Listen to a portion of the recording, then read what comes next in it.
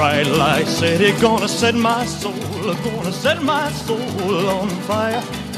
Got a whole lot of money that's ready to burn, so get those stakes up higher. Yeah. There's 1,000 pretty women waiting out there. They're all living. I think this is one of his most underrated songs. And I'm just a devil with love to spare. So Viva Las Vegas! Viva Las Vegas! How I wish that there were more than 24 hours in the day. Don't we? Even if there Robin wishes there were more than 28 hours in a day. Sleep a minute away. Hello, welcome back. We're here on Radio Row. Tony Bruno, Pete Sheppard, the whole gang is here. We got Jess and BC from UNLV. You're running Rebs in the house. They are. Pete Sheppard. Jess and Shannon. Yes. It's Bisa, though. we're tight now, so we don't, she said she prefers Bisa. Oh, Bisa? Yes. Isn't that what you said, Shannon? Yes, sir. Absolutely. Why? Okay. You're going to ask her why her name is Bisa? Well, how do you get Shannon out of Bisa or Bisa out of Shannon? Well, it's really a tie to my West African lineage. Oh, okay. Gotcha. Awesome. See, Well, Pete, that's what she ties it to. Okay. Are you going to dispute her now? Tell her what she should call herself? I'm not going to dispute her. You know where I'm Pete Peter, which in Latin means rock. So in the famous Bible quote on this rock, I said, whatever it is. But I didn't read that. I didn't read the Bible. I just skimmed through it. I was the one thing about the Bible. There's no. What do you call it? The Webster? No, what's the thing called? The Cliff Notes version of it. Yeah. I don't want to read the whole thing. Well, you just need to read the Book of Revelations. You'll fit right in with the Apocalypse, and then watch Damien. Then watch The Omen, followed by The Exorcist, and don't watch Exorcist 3 though. George C. Scott and Patrick Ewing in the same movie doesn't really go. Patrick Ewing was in Exorcist 3. Was an angel in Exorcist 3. I did not know that. Yeah, it was one of the worst movies ever made. Well, tomorrow here. But George C. Scott played a policeman in that movie. Wow, that was at the end. That was at the end for George C. Scott, right? Pretty much. Patton to that. It doesn't get any worse than that. Meanwhile, by the way, I feel like I got another bruise here. I don't know how I'm getting bruised. Are you turning over in bed the wrong way? I don't know. I got to see. Can you see if there's a bruise here? Right here on this side. Do I have to touch you? No, you can just look. Mrs. Robinson. No, you don't. No, I don't see anything. Right there. No. It must be just muscle. No, nothing. Muscle soreness from lugging stuff up and down. Anyway, we are here, Tony Bruno, Pete Sheppard. This is now normally what I'm on, right? Because it's now, 4 o'clock in the East. 1 o'clock here in Vegas, baby. Vegas. You follow me? Yep. And Angel's here as well. Angel's here. Matt is here. See, Vegas is 24 hours constantly. It's not. It doesn't matter what time it is on the East Coast. Vegas is all the time. Yeah. Although 9 o'clock in the morning in Vegas, at 5:30 in Vegas, there's still people in the bar drinking. Yeah. Because they haven't gone up yet. But 9 o'clock is when it's completely empty. Because 9 o'clock, people are recovering. Yeah. Yeah. The people are already asleep, and the people who are drinking at 9 a.m. they still haven't gone up. But nobody comes down and orders cocktails at 9 o'clock in the morning. The bars are all empty. The TVs are showing religious programming. So that's really dead time. It's like the dead hour here. In Vegas? Yeah, well, walking through the casinos. At 9 a.m., did you see many people? I see like one straggler here and there at the penny slots. Yeah, well, see, the TVs are showing religious programming because they want to cure everybody from what they did the night before, whatever that may be. Yeah, exactly. Exactly. Well, whatever happens in Vegas stays in Vegas, as they say. Yeah, hopefully. Now, you know who's supposed to join us this hour, and I've been looking, and I've never met this guy. Me neither, but I love him. He's phenomenal. And I want to go back to one story that I heard about him and find out if it's true. John Taffer, you see him on TV. And you know what I love about John Taffer? He's just sort of like me and Pete. Doesn't take any bullshit. You know what I mean? When somebody's got a bar, that's a disaster. And they try to tell you you're wrong as your expert is trying to fix it, even though you're losing at usually hundreds of thousands of dollars, and then they argue with the man. And it's sort of like the other guy, the big buff guy, the British guy. who was doing Restaurant Impossible. Oh, Robert Irvine. I love Robert. Yeah, Robert Irvine. He's I great. met him out in L.A. I met him at Disneyland. Yeah, he was there hosting when Disney has their wine Seems very nice. festival. Yeah, great guy. He's buff. He works out, I think. Oh, yeah. He was in the Army. And Exactly. yes. He's married to a very petite Asian woman. In fact, their wedding was on the Food Network. And it was catered by, it was a contest, actually, that catered his wedding. It was great. It was a few years ago. My wedding will be catered by the local... Wings on air down there? No, what do we just have? Robin just went and spent $75 For what? to get a couple of hot dogs and French fries that are really, really soggy and oily. Because, you have to walk all the way around the building, and by the time you get back with those fries, they're not out of the oil ready. When they come out of the oil, they're nice and crispy. By the time you walk around and like the half a mile, you have to get back into the building, they're soggy. Well, and they're cold. And You they're... spent how much, you said? How much? No, trust me. How much was the bill for those hot dogs? And $40. $40. We got how many hot God. dogs you get? 3, 4. Oh, 4. That's the old 4. 4 hot dogs and how many French fries? And 2 fries. 4 dogs, 2 fries. These are regular Nathan's now. This is the Nathan's right here in Mandalay Bay. So $42, is that including tip? Oh, is that bad? That's terrible. Yeah. And I didn't even get a hot dog. It's an outrage. Anyway, we're going to talk with John Taffer.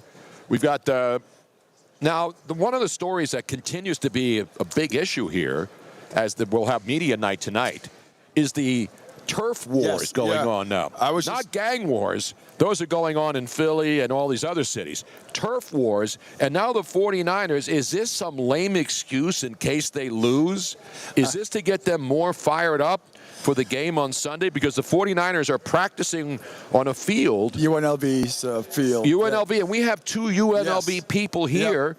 And they're saying that there's creases and it's spongy. These people, it's a good thing these guys weren't around in the era of like Veteran Stadium and all those cookie cutters. They were basically rugs on concrete they played on. I was just talking to my buddy Gabe Morency over at Sports Grid. And this subject came up. I did a TV hit that's going to run tonight. What time now? Were we able to watch it? 8:40 Eastern time. So that would be... that would be 5:40. 5:40 here. 5:40 Eastern time here. But we were just talking about it. And people forget, and young ladies don't remember, but the stadium, what's the stadium? Dodd Field? What's the stadium that the football team plays on? What's the UNLV football field? No, that's where the Raiders play. They play there now. The UNLV plays Allegiant now. The old stadium was on basically a chemical dump. I'm not kidding. So I was talking to my buddy Gabe, and I said, how did Donovan McNabb ever make it? Because that field was horse bleep. No, that was Randall Cunningham played at UNLV. That's what I said. Randall. No, you said Donovan McNabb. Randall Cunningham. Yeah, Donovan McNabb was a Syracuse guy. Syracuse guy, yeah. Randall Cunningham. You know who else played at UNLV? Kenny Mayne. Kenny Mayne was Randall Cunningham's backup at UNLV. Imagine that. Did you know that? Yeah, I did. But AJ in San Antonio says Tony's wedding will be catered by Delco Dave's. Well, Delco Dave's the cheesesteaks, and they're phenomenal, yeah. Absolutely. You can't go wrong with that. Imagine doing a wedding and say, we got Nathan's here. It's you got a choice. You're going to get a hot dog or some leftover shrimp from A.J. Johnson at the Bleacher Brothers.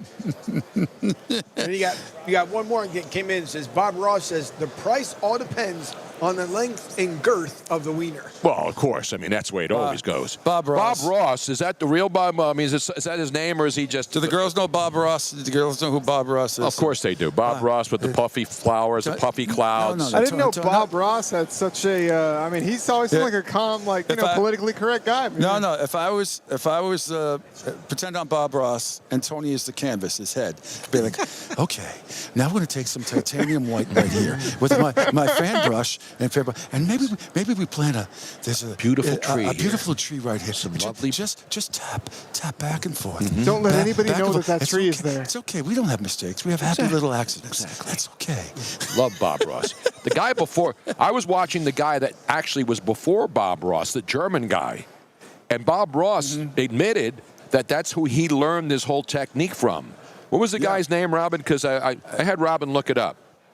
And my kids and I used to watch it because it was so relaxing, like PBS on Saturday mornings. The documentary on Netflix about Bob Ross is fascinating. I know. It's amazing what he went through in his family. Man. How about the affair he had with the woman who was like 40 years older than him. Hey, man, that's what happens when you're looking at that canvas and you're putting the gesso on it. Bill Alexander, That's remember? right. And he would Yes. say, we put a little alizarin crimson in there. Yep. And he had that German, was he German? And Bill Alexander, and then he says, and now get the brush, and then whack that thing in the, when you put it in the solution to get the old paint on, and then you go whack it. Did you whack it in there? And I would buy all that stuff. I'd buy the canvas. I'd buy all the oils. Because I was a painter when I was younger. I could have been an artist. I could have been anybody, but I chose broadcasting. You know what's a great artist? God rest his soul, Tommy Heinsohn. Yes. A phenomenal artist. Yes, I've seen his stuff. Great. But I would fail paint by numbers. That's how bad at art I am. Music, different story. Art, painting, anything, drawing, forget it. I can do a cube. That's my highlight. I can draw a cube. Now, Robin, are you keeping track of whether John Taffer is there now? Because he should be actually over there. And I'm not asking you. I'm just asking to keep track, because somebody's got to keep track, because he's going to be back there at the Las Vegas booth. Okay, all right. I just want to make sure, because if he's there and he bolts out and nobody sees him, we don't have a way to do it. I can't run and tackle him like I do with other guests.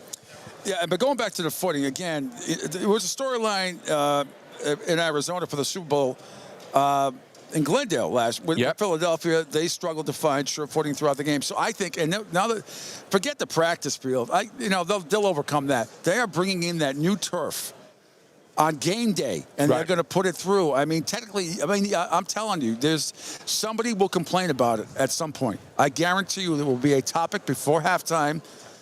3 hours into the game, it'll be a topic. If somebody slips or they'll try to say, well, when the 49ers played that game in that rainstorm on their field, their own players had the wrong cleats on. They had to put new cleats on. Yep. Right? Yep.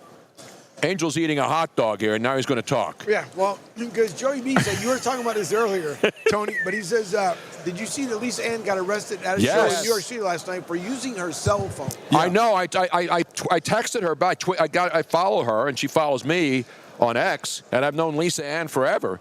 And you see, she's a video of her with cuff behind her back, and she went to go see this Matt. Who's the guy's name? Matt. The comedian that's popular, and he hits on Matt Rife. Matt Rife. He's this young dude.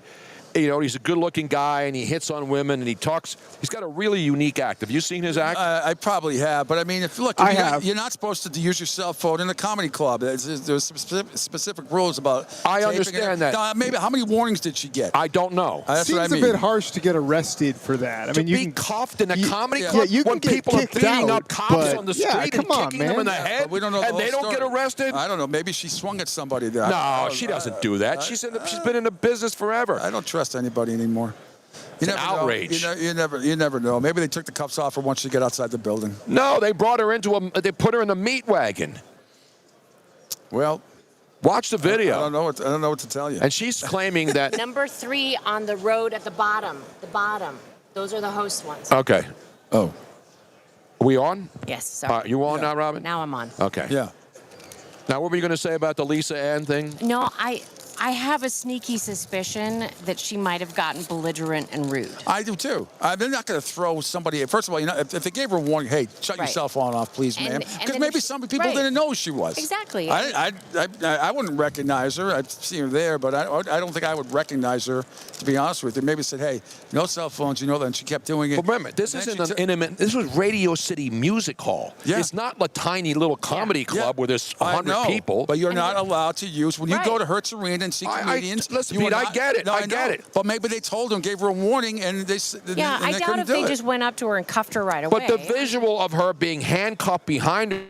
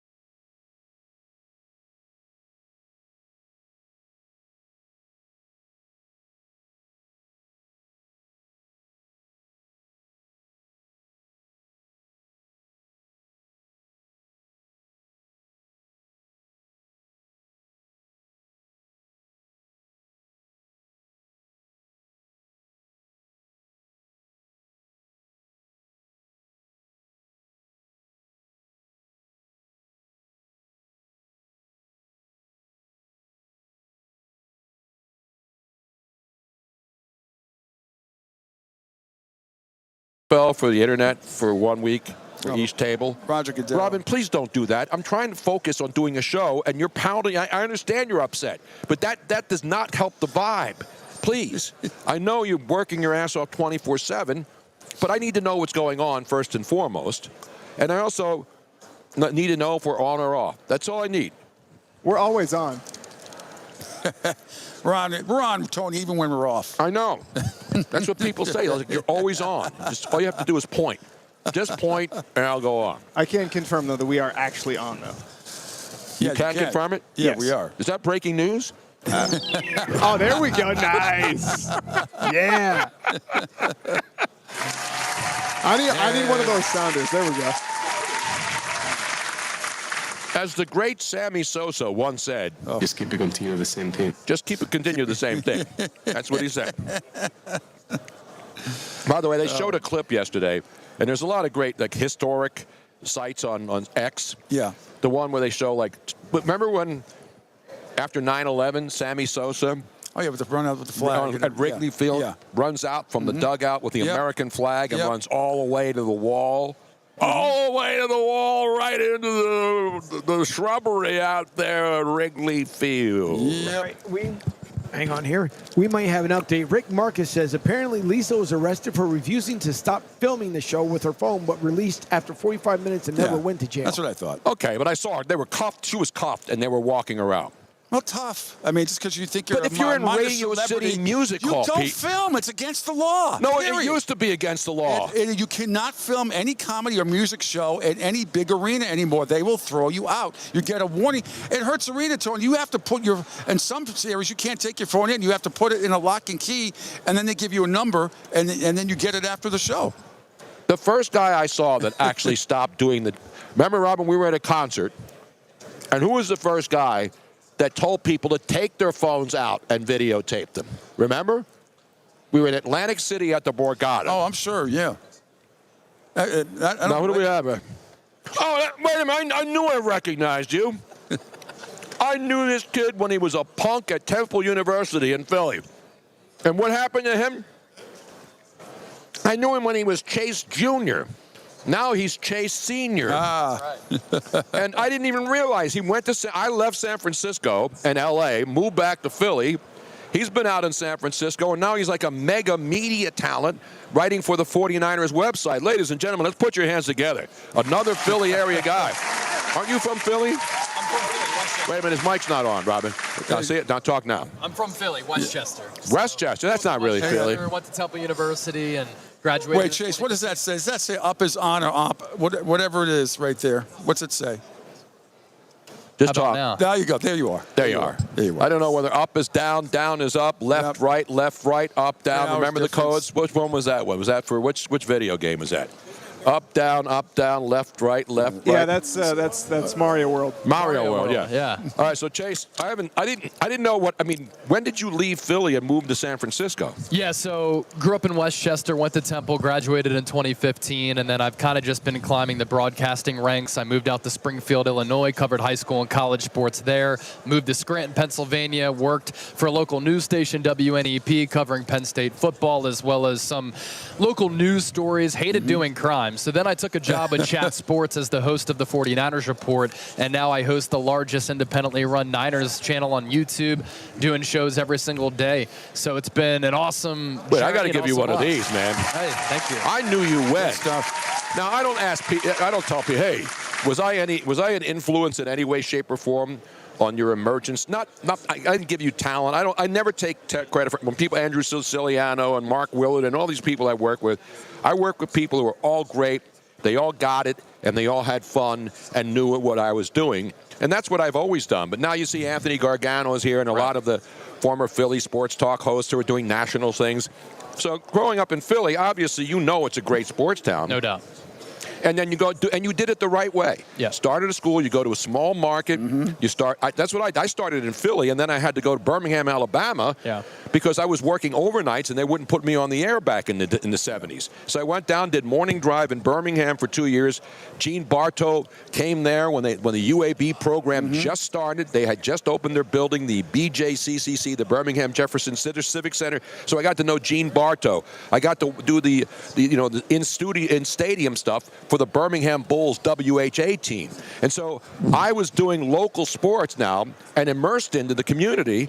And that's how you start. Then 2 years later, they called me back in Philly and put me on morning drive. So you did it the right way, and you moved your way up the food chain. So that's what makes me proud when I see people who, they're dedicated, they're driven, and then they move on up. And that's what everybody wants. That's why you see like college kids here doing shows. This is the future of the business, and you know that, and now you're experiencing it. Yeah, Temple University was such a great experience because when I was there, I got to know you because I was doing radio shows Monday through Friday with Zach Gelb, who's now on CBS Sports National Radio. He's here at Super Bowl Radio Row as well. Got to do some play-by-play for Temple basketball and football. I was doing an internship at 97.5 The Fanatic when you were there, as well as Comcast Sportsnet, now NBC Sports Philadelphia. So I was taking broadcasting more seriously than actually going to classes, but it worked out for me because that was my passion since I was 5 years old. Turned on the TV, heard Harry Callis calling Phillies baseball games. Airs a drive, deep right center field. It's out of here. And then listen to the Howard Eskin and everybody on 94 WIP. Like, when you can listen to founding fathers and pillars in media markets like that, it can set you on the right path. Am I one of the founding fathers? Would you consider? You're the godfather of Super Bowl Radio Row. Are you kidding me? Well, I'm the king of Radio Row. Jim Rome proclaimed me the king of Radio Row. That's what I'm saying. And I have a crown right here. I didn't even put it on today, Robin. There's a guy over there with a pimp cup and a crown. But I have a real crown. I mean, look at this bitch right here, man. It's got diamonds in it. Look at Diamonds and pearls. Except it doesn't fit. I got to get it fitted. I'm going to go over to the pawn place here with Rick Harrison and the Pawn Stars. Plenty of those in Vegas. Yeah, I'm going to have to have this sized. If I go to a jeweler, you think they can cut it and like expand it a little bit? Of course and they put can. a new piece in there. You know what They'll I mean? put one of those elastic bands, Tony, on it. For the founder of Radio Row, of course, I can do I'm not the founder. I'm just one of the oldest guy who's been here more. All of the other people who were here longer than I was, they've all passed away, and there was some great Hank Goldberg and all these other people, legends, and I mean they were doing gambling before anybody was allowed to talk about gambling. Now look at this place. This is the biggest thing. The NFL hated gambling. Now they love gambling. There are slot machines on Radio Row. I know. It's unbelievable. Although you can't win money off of which things. You're saying you interned back at NBC Philadelphia. Yeah. Michael Barkan to give you a hard time. Absolutely. Really? Love He Michael. helped me back get of into the the year. industry, honestly. I ran into him last year in Phoenix, and I was able to chop it up with him and catch up, and he's very proud of what I'm doing as well. That's great. We had him on I worked Radio with him Row in last Boston year. A little bit. Okay. Yeah, we had Michael come on the set, and you know who was on with that segment? The kid who was in the Transformers movie and was also the guy who was doing the commercials. Shia LaBeouf? No, the Hispanic dude. Oh. He was in the he was in the commercials where he was bringing his mother the alcohol. He was in a lot, and Michael Barkan knew the guy's whole history. What was the kid's name last year, Robin? That was on with Michael Barkan in Phoenix, the actor who was in the Transformers movie, the one last year, and he's a Latino guy. Ramos? Yes. Is it Anthony Ramos? I didn't see the last train. I didn't see any. No, but he's in so many things. What other shows was he in? Now I have to look him up. God, I have to remember everything, and I'm an old guy. I'm sorry, I remember a lot, but I don't remember Anthony Ramos's history. Well, he's not a household name, but the guy's done an unbelievable job. Let's look what he's done. He did Bad Guys. Never saw it. He did. Did you see Bad Guys? Don't lie. He was in Hamilton. Okay, I didn't see the movie. I'm telling you, this guy's emerging star. No doubt. He played the supporting role in A Star Is Born in 2018. He was in the musical. He's been in everything. Okay. All right. So give him some respect, man. I remember when A Star Was Born. I remember him in that. All right. With Anyway, Lady Gaga and how old? Bradley I'm going to make Cooper. sure it's the same guy because it's a pretty common name. We got there's a lot of Angel Martinez's out there. Do we say Martinez's? See, you can say whatever you want to, boss. Whatever you want, you can say. You know, Tony. Shit. You know, Tony. Something else. My middle name is Damon, so technically I'm Matt Damon. Oh, so why didn't you go with that instead of Fowler? Nice. Well, Nice. you know, that's the. I mean, the NFL, they want your government-issued name and all that stuff. Yeah, I know. Now, let's get it back to Chase Sr. here. Because, Chase, so you moved to San Francisco, and, you know, there's a lot of legendary people there. Gary Radnich retired. I was doing his show for 17 years, still while I was living in Philly, whether I was in L.A., whether I was back in Philly. So Gary retired. You know, and the radio business has changed out there as well. You're seeing KNBR and the Ticket. And, you know, the longtime great program director of KNBR was just let go, and we're seeing people lose their jobs every day in the radio industry. And so when you talk to young people now that you're, you know, established in this business, what do you tell them when people say to a guy like you, hey, you know, and you're not that old. How old are you? You're 30 yet? 32. Yeah, so you're 32, still at the age where young people look up to you and say, hey, you know what? I'm a young person. I want to get into the industry. What would you recommend? Yeah, so when I went to Temple, I studied broadcast journalism, and right away I started writing for the Temple newspaper, and I didn't really want to get into writing, but I knew that could kind of set the foundation for me, sentence structure, vocabulary, flow, to start talking on the airwaves. So I start writing, and my first thing that I covered was a gymnastics event at Temple University, right? So I start doing that. Then I have a radio show 4 or 5 days a week on WHIP, the student-run station. I'm an anchor and reporter for Temple Television. I springboard that into a couple of internships in Philadelphia to get some real-life experience with some of the best people in the broadcasting industry. And then that really set me forward on this path that I'm on now. And what I tell everybody, I'm 32 years old, and it's not going to happen overnight. Right. I got this dream job covering the NFL when I was 29 years old, so I really had to work toward the position that I'm in, covering the Niners, covering the Eagles, covering the NFL and NBA. And what I tell young aspiring broadcasters, it is free to start a YouTube channel. Yep. It is free to start a website. You can start a podcast. All you need is a webcam on your computer. As long as you have a computer, that's all that it takes. And then lastly, consistency. You got to give your viewers or your listeners or your readers something that they can look forward to all the time. You can't just expect to do one podcast and then take a month off and then get back to it. Yeah. That consistency is what keeps people coming back, but it also gives you reps to get that necessary experience to work out the kinks, because it's not easy.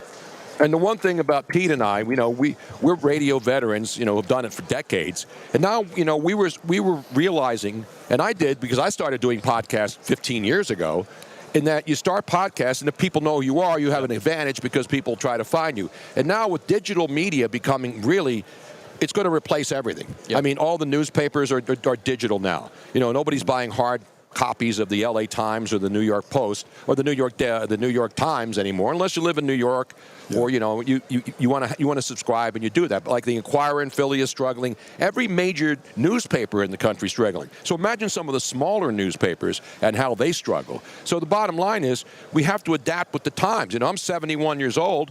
But you know, radio stations aren't hiring guys like me anymore. A, they're not paying, and B, you know, they're putting on younger talent.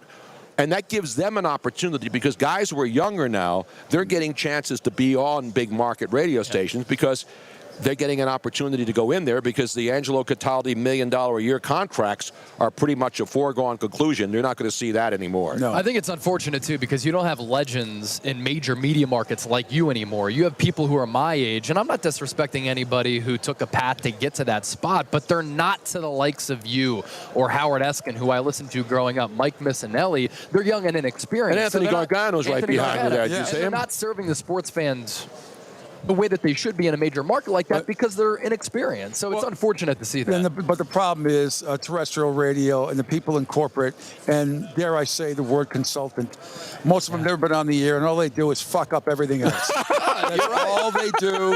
They've never been on the air, and then you got new GMs coming in from out of market some places. They got to put their thumbprint on the station, and the talent gets screwed.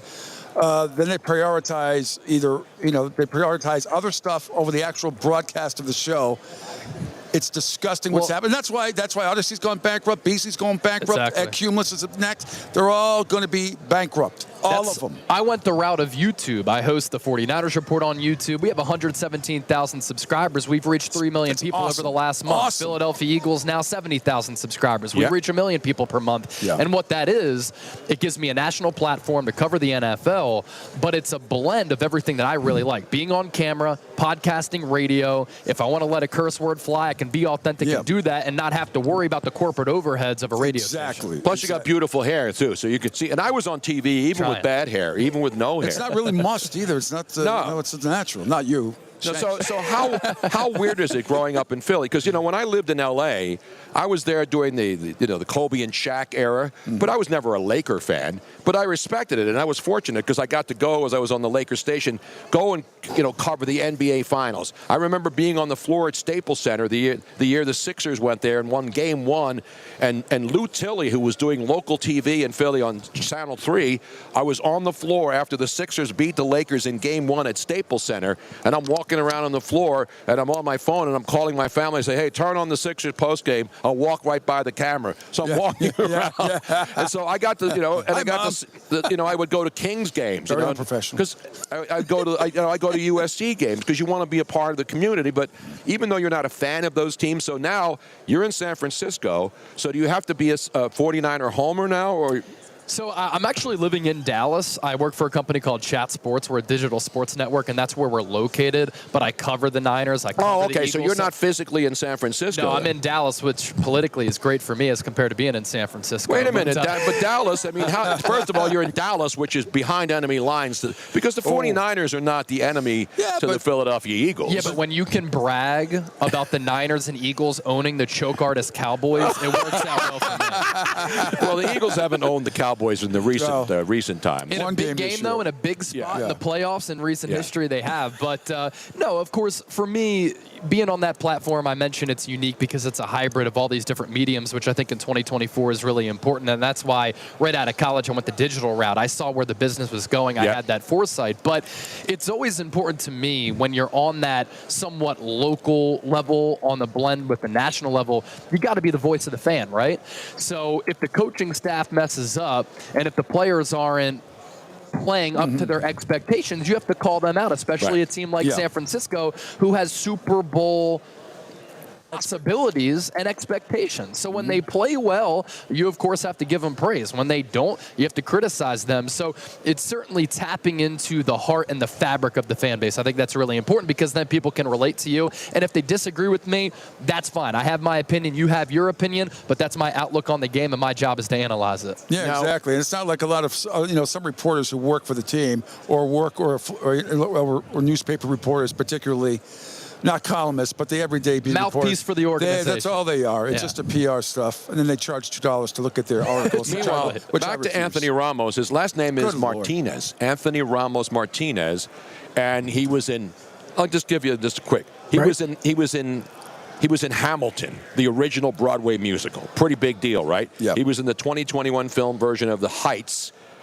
And in the 2018 film, A Star is Born. And he was in the commercial where he's bringing the alcohol to his mom.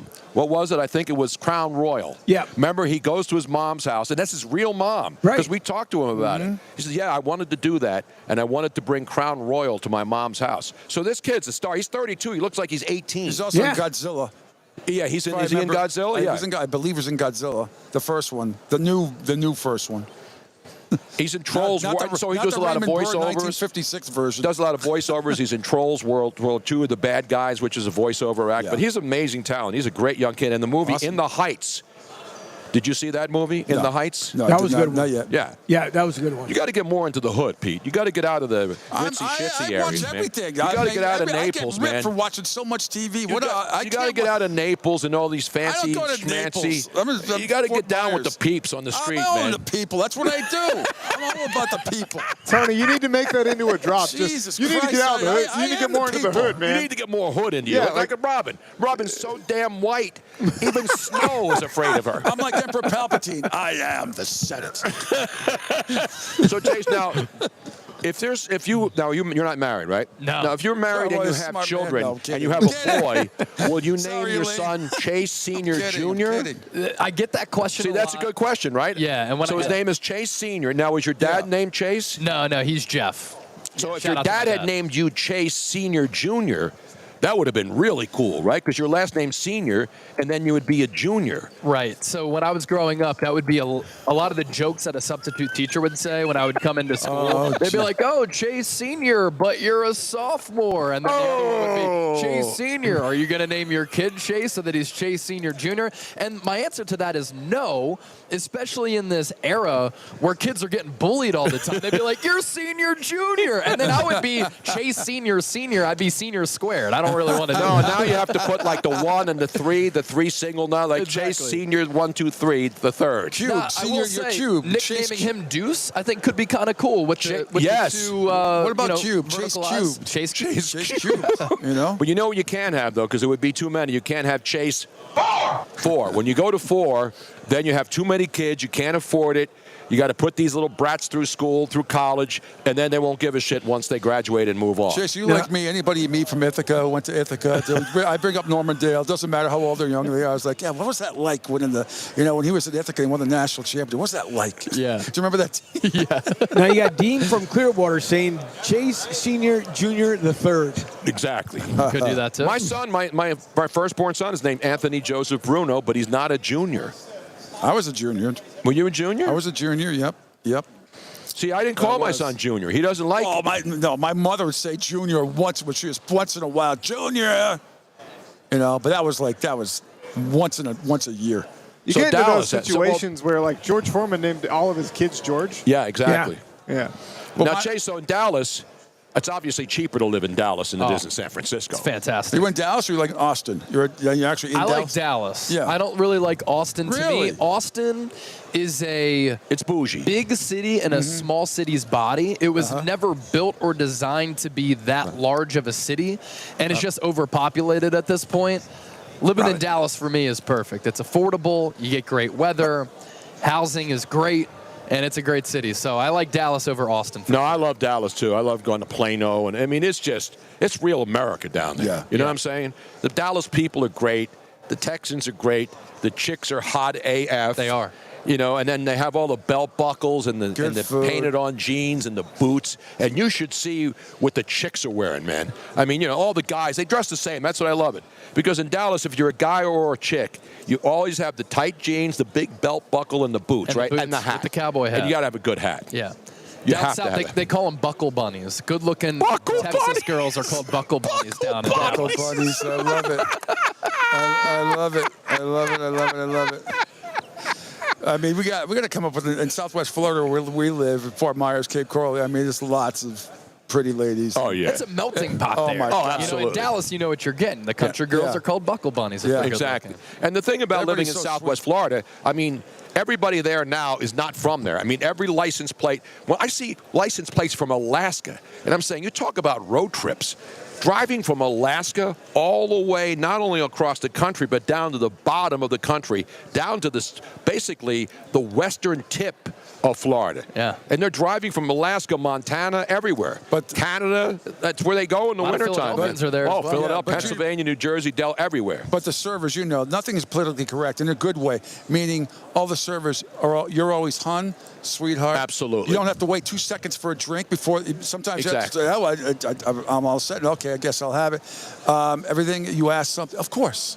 Of course. Of course. And I don't get pissed off when somebody calls me hun. No. And if I call a woman hun in some places, they're like, oh, how dare you? Yeah. I learned that in the Melrose Diner in South Philly. Woman calls you hun, the waitress, and they do that in every place in Florida, right? The waitresses refer to you as hun. It's a word of endearment. Hun, It sweetheart, is a term of course. endearment. What can I get you, sweetheart? What can I get you, hun? What can I get you this? Now, when I'm on Twitter and some asshole comes after me, and it's a guy, I call him hun. And that's not a term of endearment. That's a You know what tilde, I mean? Hun. Calling him pal or bud is also a nice. Pal, is that a cheap shot? Yeah. Hey, pal. Yeah. If you call a waitress hun in Austin, Texas, they might not like that. Really? Yeah. But they can call you hun. Exactly. I got a new term when you come to Vegas, and there's a lot of weddings. I mean, everybody comes here. You see all the wedding parties, and you see all. But the thing about Vegas, and I've been saying this for years, you got the women who dress like strippers, and then the guys who dress like strappers. So you got women wearing these unbelievable hot ensembles, right? The big heels, the short skirts, and then there's some dude with a T-shirt, shorts, and sneakers, and he's with this drop-dead gorgeous. So it's these strappers with the strippers. The women are super hot, and the guys look like deadbeats. Yeah, they look when like did that start happening, Chase? That's in your wheelhouse now, man. It's a millennial thing. They got cash in their pocket. If they have cash in their pocket, they dress up wherever they like. Nobody. Yeah, but here's the thing. Yeah. The one thing about the modern day people who dress up like they have money, a lot of them are broke. Like, you don't know the difference if a guy's like a billionaire or millionaire because he's dressed, he's all dressed up and he's got bling, and he could be broke ass. All flash, no sizzle. Exactly. Yeah. And so people look at these like, oh, look at the hot chick he's got. He must have money. And the guy's probably broke, but he still looks the part. So you got to look the part even if you aren't the part. Anything else, Chase, before you leave? Now, so how often do you do these podcasts now? Yeah, every single day. Every day. Live shows, regularly recorded videos. We do watch parties for games on the 49ers Report, the same thing on Eagles Now. So we do content every single day, year-round. What time's your show? Anytime. Oh, just yeah. whenever we you go want. live at random times, and there's awesome. breaking news. We go live. That's when what we there's do here. Some news out there. We'll do it all. live whenever we want. Exactly right. And you know who we learned that from, right? We learned that from the great Bill O'Reilly. Oh, yeah. Right? When he said, where is Luigi. No, that's Luigi, our buddy. No, here's Bill O. We'll do it live. We'll do it live. Okay. Do it live. I'll write it and we'll do it live. Fucking thing sucks. I've been saying that a lot the last couple of days here, and it's only Monday, Chase. That's a legendary clip. And then the one when Jim Rome calls Jim Everett. Oh, yeah. I was watching that show live when it happened. I know it was live when it happened. I was there on ESPN when he was doing that, the show, what was it called? Not Rome is Burning. The first show that he did. Jim Rome Now or something No, like that? no. It was called something like, not unnecessary roughness, but something like that. No. It was called. Not Rome is Burning. No, that was when that he was was in later. California. That was later. Everything was burning in L.A. when I was there. The trees, the forests. But Chase, it's great to see you, man. You as well. When I saw you, when I found you on Twitter, X, I'm like, dude, that's Chase Sr. I know him. It's awesome, man. Keep up the good work, man. Thanks Congratulations for all on your your help sex, over man. the years. I didn't do anything, man. I just saw you and I said, hey, Temple, Philly. Now, were you taking the time to come on our show in college is awesome for Was us. John Chaney, were you there at the end of John Chaney? No, Fran Dunphy. Fran Dunphy, another good guy, man. Yeah. But Love I Franny fell in Dunphy. love with the Philadelphia college basketball scene because of John Chaney. Well, everybody did. Yeah. Especially John Calipari. My with the former- great. But now they're good friends now, as you know. Well, no, John Chaney's no longer I with know. us. I said they were. I meant they were. They were Past good tense, friends. not current Exactly. tense. But they formed a kinship after No, that. no doubt It took about about a year and a half, but they would even sign pictures of that. A lot of guys wouldn't do that. No, John Chaney was a great coach, and he cared about his kids. He had them out there at 5 o'clock in the morning, not just to become good basketball players, but to become good human beings. We need more coaches like that nowadays. Absolutely. Yep. Absolutely right. Chase, thanks so much. Thanks Ladies a and lot. gentlemen, put your hands together. The great Chase Sr., not a junior, not a sophomore. Sophomore. We were merely freshmen. The Remember that sophomore song? from Philadelphia who now resides in Dallas. Was that the verve or the verve pipe? I always forget because you had the verve, and then one of the groups did the "We are merely freshmen," right? Can't be held responsible, and then the verve pipe did that symphony, that Bittersweet Symphony, one of the greatest opens of all time. Can we pull up Bittersweet Symphony by either the Verve or the Verve Pipe? I always get because they came out at the same time. Remember, there was the Verve and the Verve Pipe. Matt, which one did the Bittersweet Symphony? That's the one I like. The Verve Pipe, they were strappers, and they did "We Were Merely Freshmen." Na, na, na, na. Remember that song? No.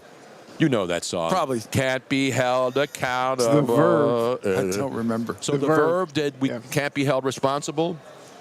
And who did Bittersweet Symphony? The Verve Pipe?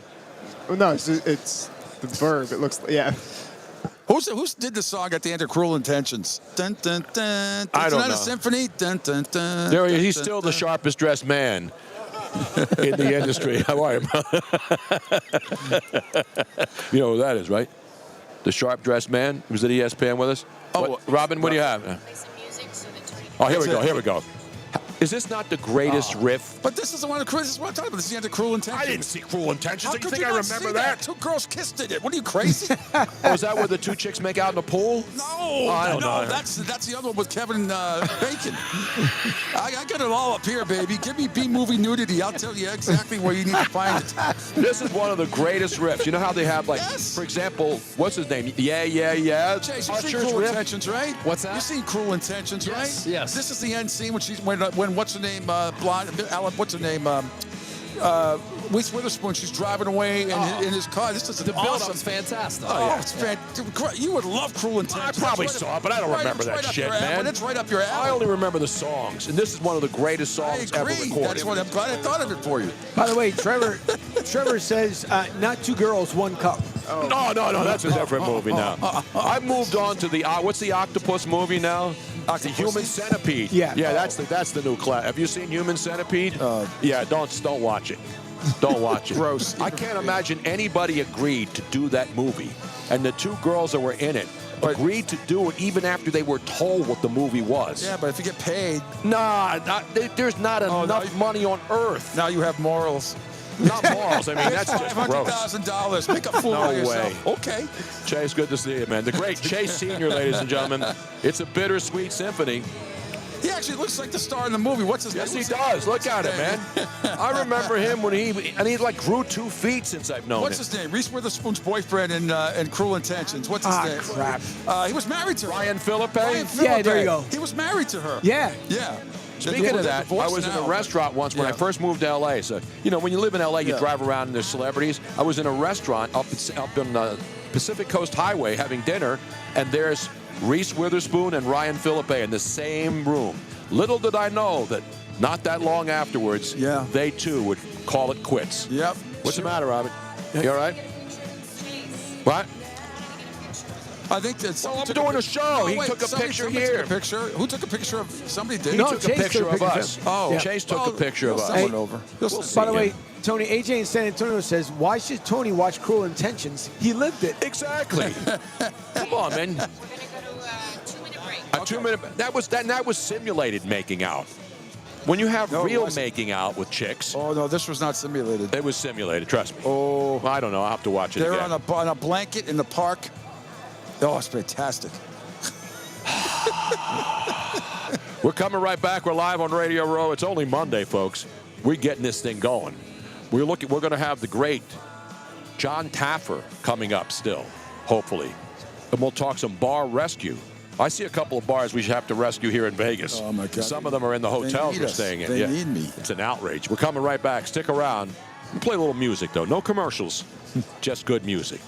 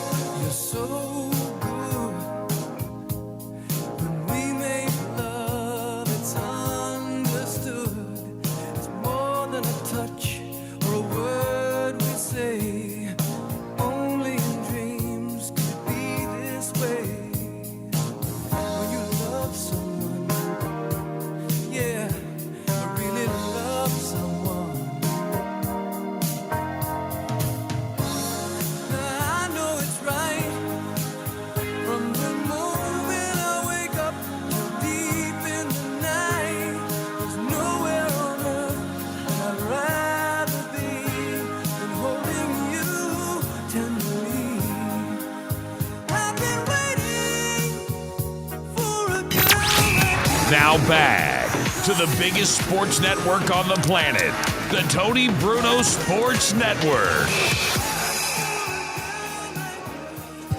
All right, we are live back here on Radio Row. We're playing music. We don't play any commercials. We're commercial-free all Super Bowl week.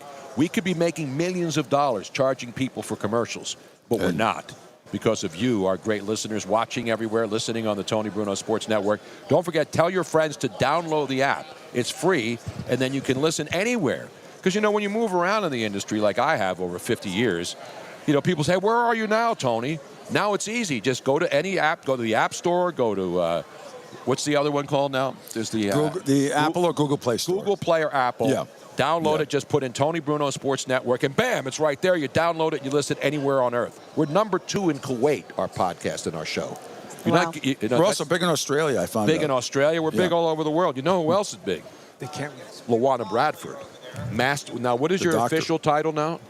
My official title. Are you a doctor, right? No, I'm not. Okay. I'm a chief operating officer of the Bradford Group.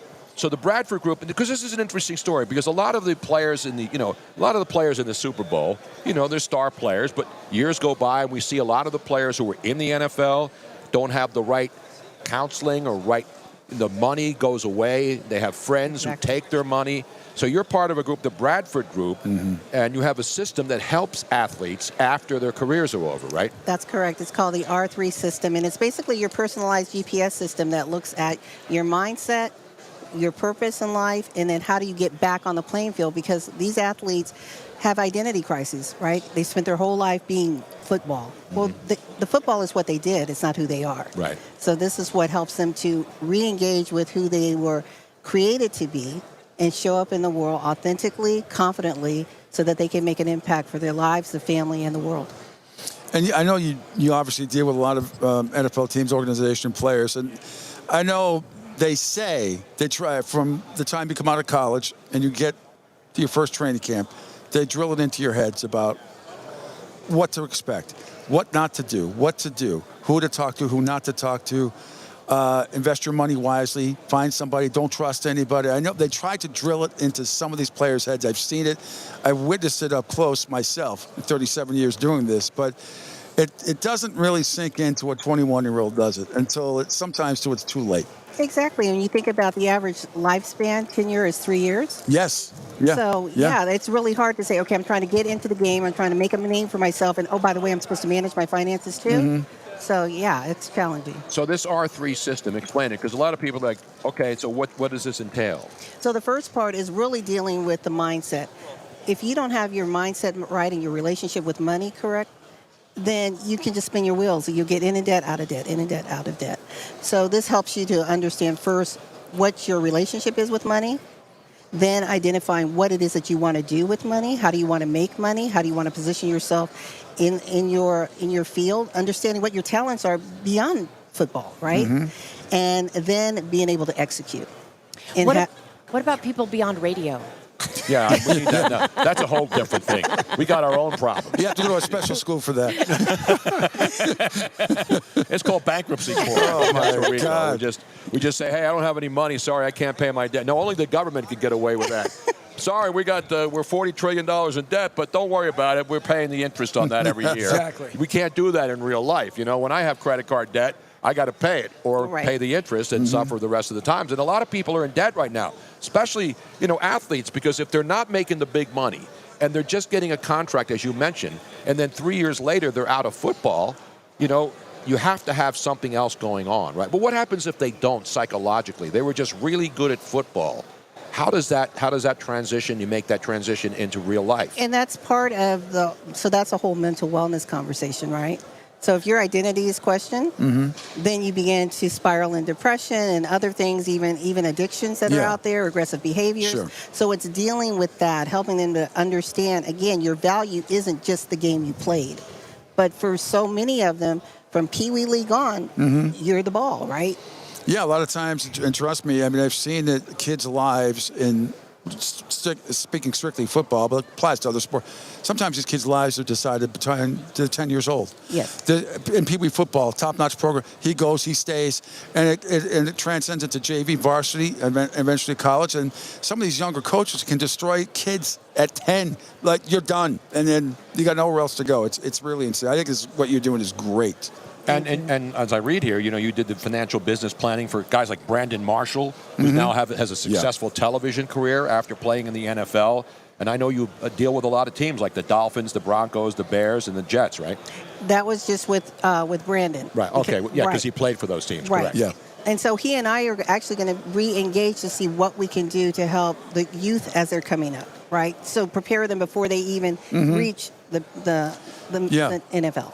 Oh, that's great. Especially now with nil money and everything else, it's a whole new ball game. All these kids are staying in school longer because they get more money playing in college than they do their first 3 years in the NFL. That's got to be that's a whole new dynamic to your job now.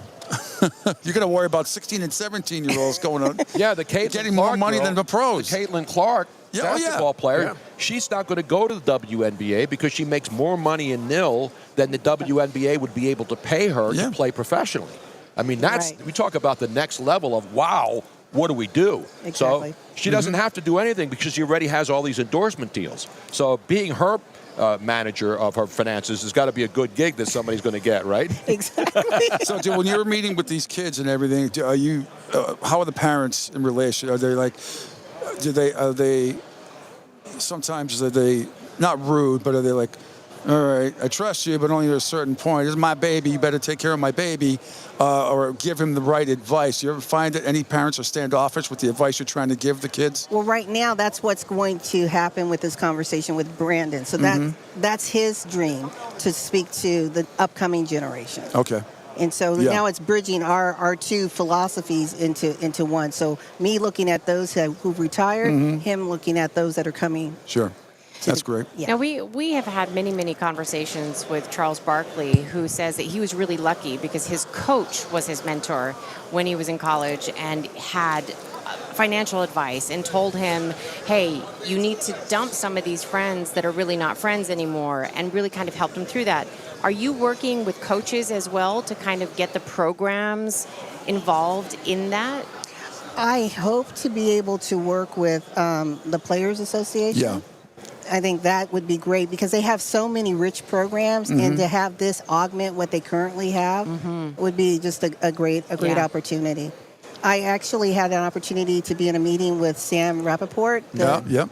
And just the work that she's doing as far as engaging women now, in the NFL. And so I'd love to have a conversation with her to see how can we help not only what women are doing, but you were talking about the children. Yeah. Bring the parents and the mothers in to the conversation, right? Yeah, because sometimes they hear what they want to hear from the coaches, and your kid's a superstar or this, that, and the other thing. But the other thing I wanted to ask you about is what about entourages at a young age, especially when they get in the pros, and every friend comes out of the woodwork that wants a piece of the action. And how do you tell a young man who's got, 10 best friends, and I don't care what neighborhood you came from or what part of the country you came from, that come out of the woodwork for this? Being in radio, how many times we get asked for tickets? Can you get me this? Can you get me that? But I can't even imagine what it's like for a professional, about to be a professional athlete. So how do you advise them to choose your friends wisely? And that's got to be one of the toughest things to do. Somebody that you've known your whole life, but is kind of be like a leech and wants to cling on to everything you do. I think that goes on a lot. And then all of a sudden, you're bankrupt. Right, and it's not just the NFL. I think it's anyone that has some modicum of I saw it with Antoine Walker up close with the Celtics. I mean, that's one of the saddest things I've ever seen. He was paying 25 people that were around him all the time. For what? Yeah. But... Yeah, and I've had that conversation with Charles many times. He lived in Alabama, and he went to Auburn. Once he went to Auburn and he became drafted in the NBA, and he became a superstar. He told us, listen, if you need help, I'll help you, but I'm not going to carry you guys around with me all over the place, and you're not going to live off my fame and fortune. I'll be friends with you, but I'm not going to support you. You have to have your own line. You tell them to stop it right at the beginning so it doesn't fester, right? And Right. And hopefully they listen to you. And I think sometimes it's dealing with the mindset that, okay, now that I've arrived, I want to save the world. Right. Yes, yes. And it's like, no, let me take your money and help them educate themselves so they can, achieve greatness. But yeah, you're right. If you're trying to do everything for everyone, pretty soon you don't have anything for yourself. Yeah, and it's a lot of athletes are just they're too nice. They're just too nice. Luana Bradford's too nice. MPA. Yes. And you can get information by going to her website, luanabradford.com, right? Mm-hmm. And then it's the Bradford Group MTG.com. Yes. So anybody can get. It's not. Or you just. Now, when people reach out to you, does it just have to be athletes? No. Okay. No, this actually started off with entrepreneurs and executives. Awesome. So anybody can get Anybody. not the RG3 system. That didn't work in Washington, but he's doing a good job now broadcasting. Yeah, yeah. And he's got, he got hurt a lot as an athlete. Yeah, I remember when he came I out. remember it happened. I remember like it was yesterday, that rainy playoff game against the Seahawks. I said, Exactly. oh, my God, no. But he's on TV now, and he's doing well, and he's a smart kid, and God bless him, because he found a purpose after life, and he's still being rewarded, even though his athletic career didn't last as long as he had hoped. Quick story about Charles Barkley. He played football as well in high school, and they wanted him to play at Auburn, play 2 sports. You know how many days he lasted to practice? How long? 2 hours. Exactly. He walked off. He's like, hey, I'm not doing this. I'm not getting hit. Exactly. And basketball. That's a true story. And now he's one of the all-time greats, and I was fortunate. The round mound to grew up rebound. in Philly when he was drafted, and Charles has been a friend since 1984. Wow. And he's one of the greatest human beings on earth because he'll do anything to help people. And that's what a good man is. Exactly. Luana, thank you so much for coming on. Really appreciate it. Next time I need your people to help me get some wings, because we were standing in line there at the bounty thing, the wingman thing. Feel cheated? And we were all in front of the line. And then they ran out of wings. And I said, and then my people had to eat here because they couldn't all be there, and I didn't have my phone. Yeah, this is what we got. I brought her some. But the carrots. I was told that the carrots were the best tasting carrots they've ever had. They actually are really good. See what he said? My people, like he's the king of the north in Game of Thrones. But they're working here. I can get out and take a break, but they're running all the equipment. I'm just a pretty voice on the radio. Yes, Your Grace. You know what I'm saying? Yeah. And so Robin, who's my producer and my fiance, she's sitting here hungry, and I'm up there standing in line, and there's no way and they wouldn't give me a second box of wings so I could take it and feed her, and she's been here since 5:30 this morning. Now, Tony, yes, but you do wear the crown. I do have my crown, and I got to show you my crown here now, because this is my 42nd Super Bowl, so I have been proclaimed the king of Radio Row. And then look at this baby. This is tricked out. That's real diamonds in it. I told him to go down Fairmont Street. I told him to go down Fairmont Street with that. He won't do it. The king. I've been called the king of Radio Row, and now I'm celebrating with all my faithful followers, listeners. Yes, Your Grace. Of course, Your Grace. Later on, I'll be laying hands on people. Oh, makes them feel much better. Hey, what is this? As we head toward it's a long week before the Super Bowl, people. We got to get through this together, and the king is here. You need any special? Well, I don't have. Well, you're not the king of wings. I know that. No, I'm not the king of wings. I had to stand in line, and they kept saying, "There's going to be another 15 minutes." I said, "Did you guys plan for this? There's 1,000 people, and there's nobody here yet. Wait till tomorrow and the next day. Yeah. By Thursday, you won't be able to move in this place." Wow. And I'm telling you, this place is massive. So imagine how many people will be standing in line for wings tomorrow, and then Wednesday, and then Thursday, and then Friday. It's going to be insane in here. Trust me. I've done a lot of these, but this is huge. And after the pandemic in 2020, when this thing was pretty much shut down, it's gotten back now. And being in Vegas for the first time, the NFL is going to be coming back here a lot because this is the ultimate party city. And in their first Super Bowl, and they're going to pull it off. Thanks so much. Really appreciate you coming on. Thank you. Appreciate it. That was great. Let's give a roaring round of applause, ladies and gentlemen. Luana Bradford and, of course, the Bradford Group, R3. I always want to say RG3. It's the R3 system for athletes and anybody who needs help. Except me, I'm beyond help. I got a psychiatrist for that. That's true. Yep. We're coming right back. We're going to take a quick break. We're coming right back. It's Kansas, yeah. It is Kansas. We're not in Kansas anymore. See, Pete, you're into all of this old hair band stuff, man. I want some Usher. You haven't played Usher once, Robin. Pete and I have the same taste in music. It was meant to be. Tony Bruno on the Tony Bruno Sports Network. Though my mind could think I still was a madman, I hear the voices when I'm dreaming.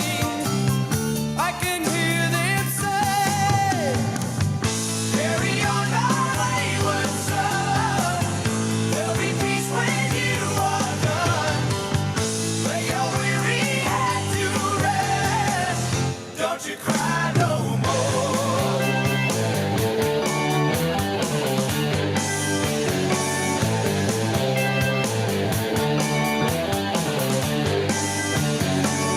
Masquerading as a man with a reason. My charade is the event of the season. And if I claim to be a wise man, well, it surely means that I don't know. On a stormy sea of moving emotion, tossed about I'm like a ship on the ocean. I set a course for winds of fortune, but I hear the voices say, carry on my wayward son. There'll be peace when you are done. Lay your weary head to rest. Don't you cry no more.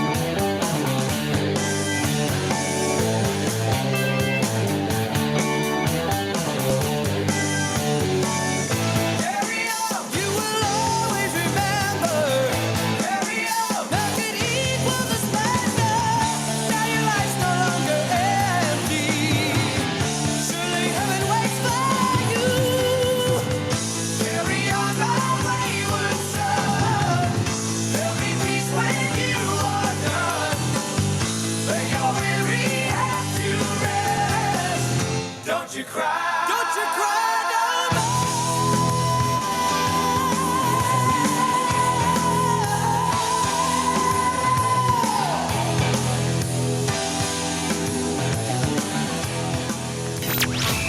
Now back to the biggest sports network on the planet, the Tony Bruno Sports Network.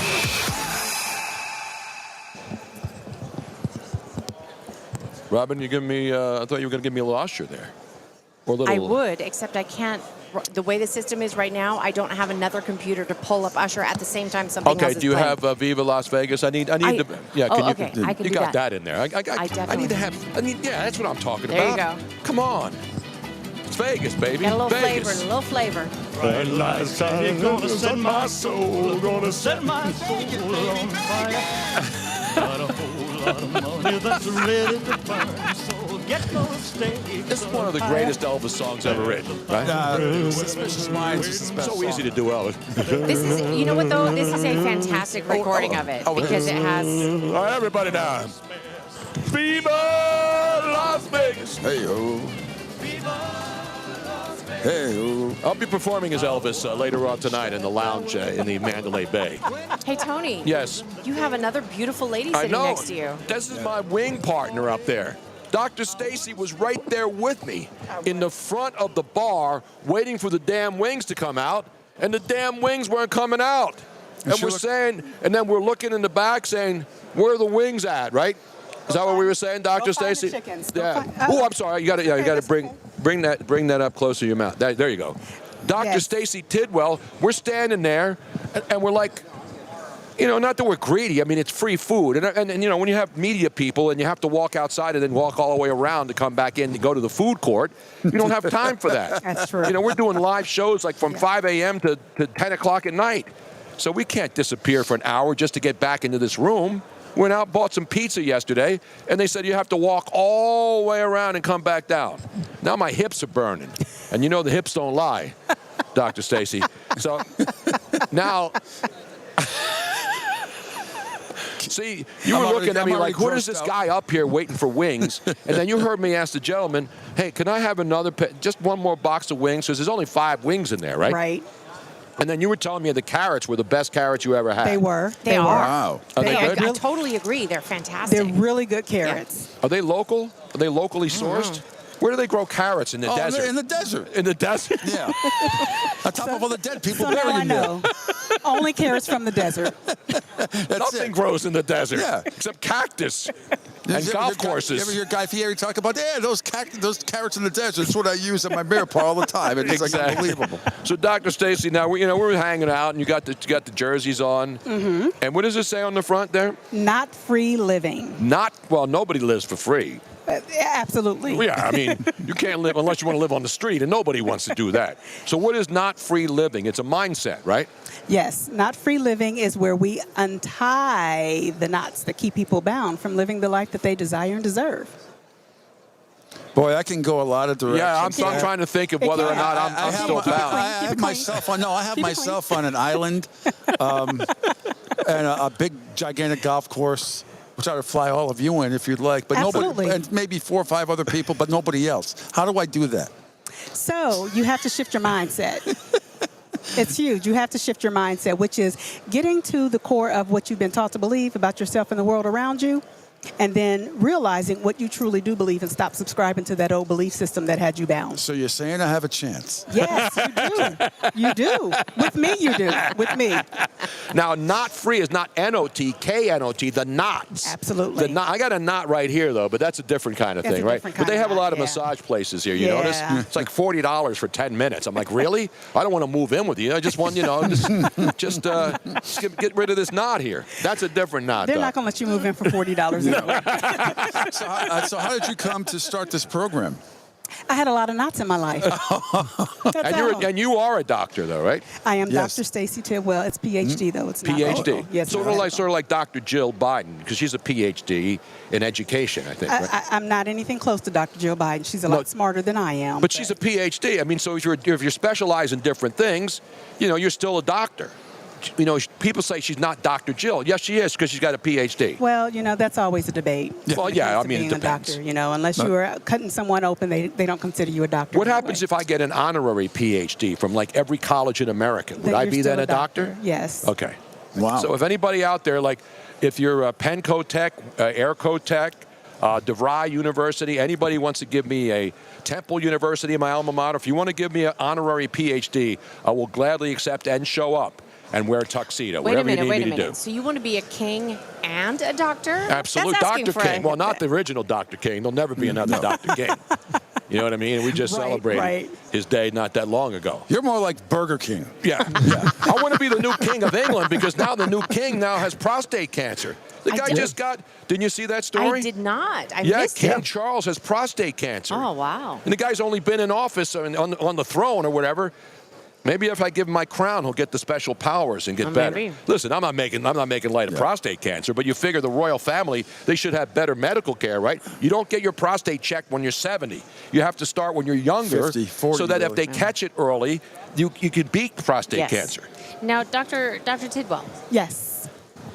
is it about visualizing but it's more than just that, right? No, it's far more than that. So what I actually help people do is look at the challenges in your life, and then I take them through a process called tracing your tree. Tracing your tree is where I take human beings and I liken them to that of a tree, the 4 major parts of a tree: the roots, the trunk, the branches, and the leaves. The roots are our foundational belief structure. The trunk is our human condition, because we all have human conditions. The branches are our emotions and our feelings. And then the leaves, which is our crown, it's also known as a crown, it's how we show up in the world. So that's the first thing that people see when you walk into a room. They see your behavior, they see your energy. So I help people when you are out of line to be able to trace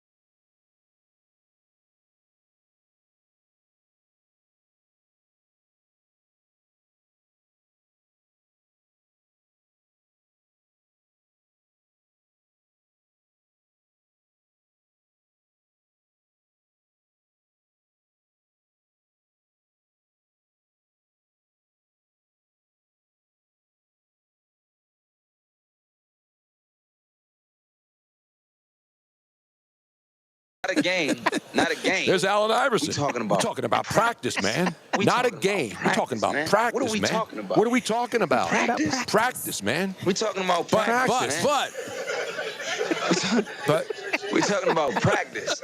We're talking about practice. I know we are. We're talking about practice, Alan. Yeah, but practice. But to the doctor's point, she would be Larry Brown and said, what did he say right after that? He's mentioned the word practice many more times than he's actually come to practice. Exactly. I couldn't help it. I had that in there, and when I heard you mention practice, I had to hit that. That's okay. I mean, that's called, having the right sound and the right time. Absolutely. Now- and that was perfect timing, by the way. Thank you. That's what I do. That's why I'm here. That's I don't why just you're have the a king. lovely That's why speaking you're the voice king. and average intelligence. That's all you need to do here. Lovely speaking voice, average intelligence. That's my program. And if you want to learn how to do that, you probably already have an average intelligence and a lovely speaking voice, so it doesn't matter. But anyway, so it's called Dr. Stacy Tidwell's new program. It's called Mindset is Everything, Not Free Living, LLC. Right, that's the name of the company. The actual Absolutely. program is the Tree of Humanity. The tree, not the one that Bob Ross would paint with the puffy clouds and Not all that the one. leaves. We No. put a little mountain here. No, That's that much You put better. a little. Now, the other thing we get at night, because I have YouTube TV, and they go to that Zen, a moment of Zen. Oh, I love that. And every time it comes on, it's only on for like 30 seconds, and they have the waterfall. And I seriously feel the difference. In like, right, Robin? We're trying to go to sleep, and that moment of Zen Yeah. comes on. And it's only like, because they don't have a commercial to put in there, so they fill the last 30 seconds. Or the bee pollinating the flower. Yeah, the bee or the water. Yeah, It's always yeah. about water. Waves crashing and that stuff. And a lot of that chills a lot of people out. I'm not kidding. As soon as that comes on, I immediately feel the difference. So maybe I should build a stream in my condo in Southwest Florida. You know what I'm saying? Isn't the canal behind your condo Yeah, but it just does enough? not moving water, though. It just goes up and down. There's no waves crash. I need waves crashing. I need waterfalls. And I need all that stuff. Well, I personally would love to have some training and try to Me too. put myself in a better place. In the trance? And then we're not talking No, I about mean, like, smoking it's a- weed it's a and, different- getting high and, you know what I'm saying, chilling out. No, I think there's a lot to it. Like, you have all this built up from your childhood or whatever, and there's Right. like all these things that when you put yourself out in public, hold you back or make you feel uncomfortable. And just imagine the freedom if you could let all of that go and then truly be who you like. Here's a good example. I have moved around a lot in my life. And moving is actually a very freeing thing because you leave the people who have a certain perception about you and who think, they remember the time that you were drunk or they have all these things that are not necessarily positive, sometimes You were negative. drunk a lot, Robin, and you had to No, move? I'm giving an Yeah. example. I'm kidding. I'm giving an example. And then when you move to the new place, it's almost like you get to reinvent yourself. Right. Well, what if you can't move? So if you're unable to reinvent yourself by changing your surroundings, you have to figure out a way to reinvent yourself a different way. Right. And it starts internally. So what you just said is perfect. It starts internally. You get to the point and the place where someone else's narrative of you no longer matters. Yeah, And that's part of the thing that hard. keeps us stuck is that other people's narratives continue to play in our Yeah. head through the night that cause us to need water playing in the background and having the Zen music. But when you can get to the place where you have your own narrative that is overshadowing those other narratives, that's where you find a place of freedom and you're no longer tied in knots. No, listen, I totally agree with you because that's the thing. The thing about my mindset at night is you're replaying the whole day. Yes. And you're thinking about tomorrow, especially when you're doing stuff like these undertakings, which, there's a lot of moving parts, a lot of people you have to take care of and worry about. And so when you try to shut that down, because if you do this every day, you have to shut it down every day. Right. And that's the thing. Because I'm one of these, as soon as I'm up. And I don't stop. And I'm always on. But then at night, you can't be always on. You have to turn it off. And I don't have any, I had a soda today, and I rarely drink soda. I'm not I don't do any, I don't drink high sugar things, I'm low carbs and stuff. But that's the hardest part, I think, is turning the brain off at night. Yes. And so that's part of the Tree of Humanity, right? To be able to teach you those skill sets and have strategies so that you can turn it off. And back to the point that you were making earlier in the new program, the Athletic Tree of Humanity Imagine being someone who's participated in athletics all their life. That's Pete. Pete was a great swimmer. He was a diver. He was a basketball player. He did it all. Not like that. He's a tall guy, and he can dunk, is all that stuff. No, yeah, a Nerf hoop. Yeah, my problem is being 100% Italian like Tony. If I see somebody sprinkle cheese on shellfish again, I start to lose it. I start to turn green like the Hulk. Yeah. That's the thing that bothers. I get ticked off by that. That's the stuff that bothers me. So what are you doing? That's a trigger. That's a trigger. That's a trigger. It's like gamma rays. That's where you need to trace your tree and find out why. I know. That makes you so angry. Why do you care if somebody else? My grandparents rolling over in their grave. You don't put cheese on shellfish. No, but I'm that guy, and I'm glad they did a Geico commercial about it. I'm the guy in the restaurant when you order pasta, and the guy comes over and say when, and he keeps spinning the wheel. Have you seen that one? And then the guy keeps spinning. Say when. Yeah. And then at the end, the cheese is it because there's never too much cheese. That's because you're always Sicilian. say that. There's never too much cheese, right?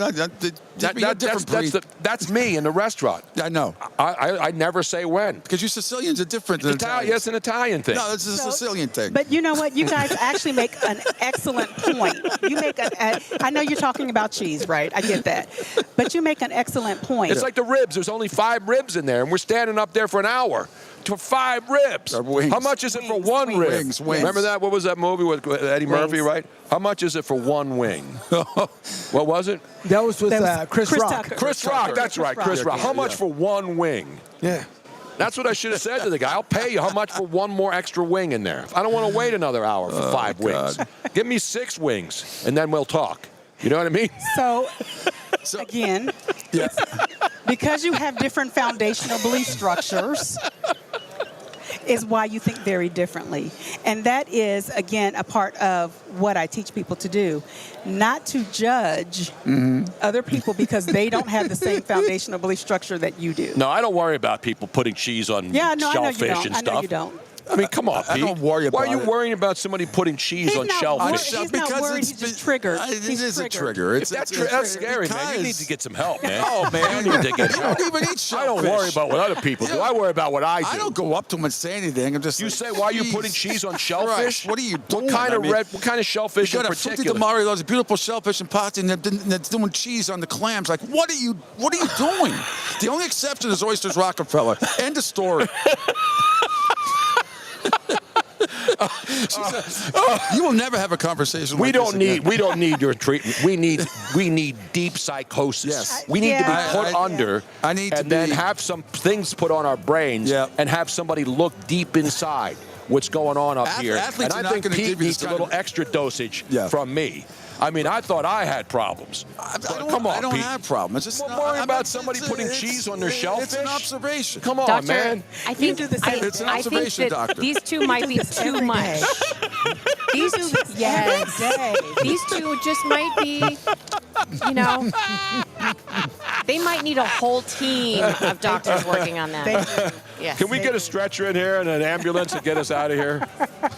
Dr. Stacy Tidwell, you guys are great. Thank you. Fun hanging out. Awesome. Waiting for wings and talking to you. And people can get information at www.notfreeliving.com. Right? Absolutely. And go there because a lot of people have these same problems. Yes. You don't have to be an athlete. You don't have to be a dumb radio or TV guy.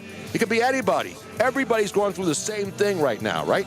Absolutely. Everybody. And that's why we have to have practice. Practice, man. Not a game. Practice. Not a game. Practice. We're talking about practice. Practice. Dr. Tidwell, so thank you so much for coming over. We appreciate it. It's great meeting you. Little did I know when we were hanging out at the bounty thing and we were handing each other multiple napkins because you saw the binding right there, right? We knew we were going to have wings, so what do? I start pulling paper towels, and I knew one wasn't enough because I didn't know how many wings were in the box, so I was pulling 2 for everybody and then handing them out. That's what you do when you care about other people. Now, Pete would have been upset if they were putting like cheese on those wings. Would you? If they put cheese on? No, that's a totally different. No, that's acceptable. It's not shellfish. It's not shellfish. Come on, I'm a gentleman. Come on. Thanks a lot, guys. Appreciate it. We'll see you back there. You're going to be here tomorrow and get some more wings. Absolutely. Yeah. I think we need to get like a whole group of people so we make sure we get at least the first 10 boxes of wings because I ain't walking away with one box. I want one for me, but I want all my people taken care of. I want everybody to get wings, not just me. I'm going to help you trace the tree. I think he needs it. We'll make arrangements. His roots are going in weird places. My roots are long gone, baby. My roots are long gone. We're coming right back. Thank you, guys. We'll see you later on and hanging out here and getting more wings. I need some bounty, too. If you're giving out any paper towels, you know how we are, man. If it's free, it's for me. Give me some free stuff. We're coming right back. We're live here on Radio Row, Tony Bruno Sports Network. Pete Sheppard and the whole gang here having fun, as always. You got to have fun. Bruno Sports Network. It was meant to be. Tony Bruno on the Tony Bruno Sports Network.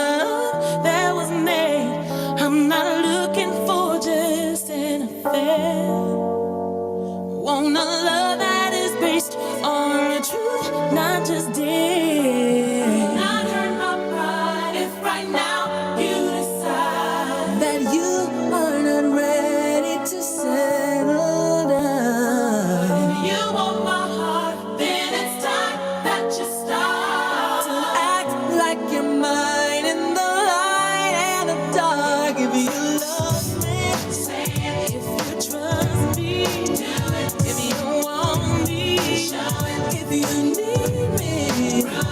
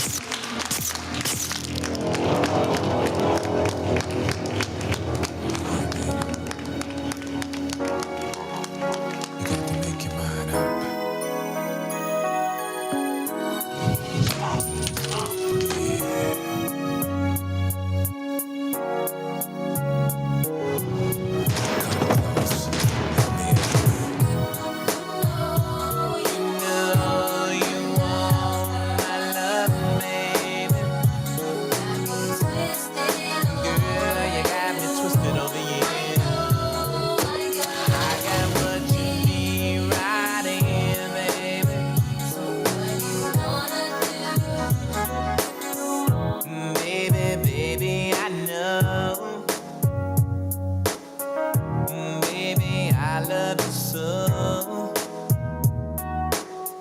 But you don't feel like I do.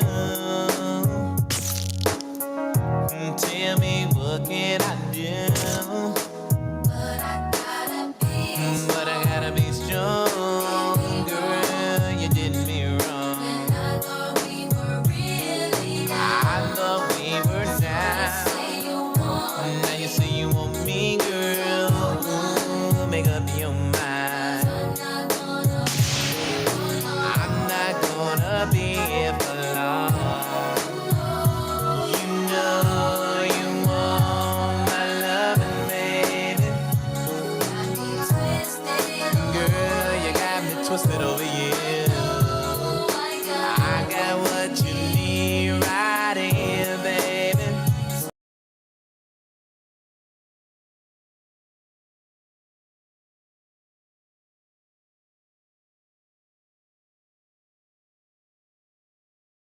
I know you'll find that what you needed was here.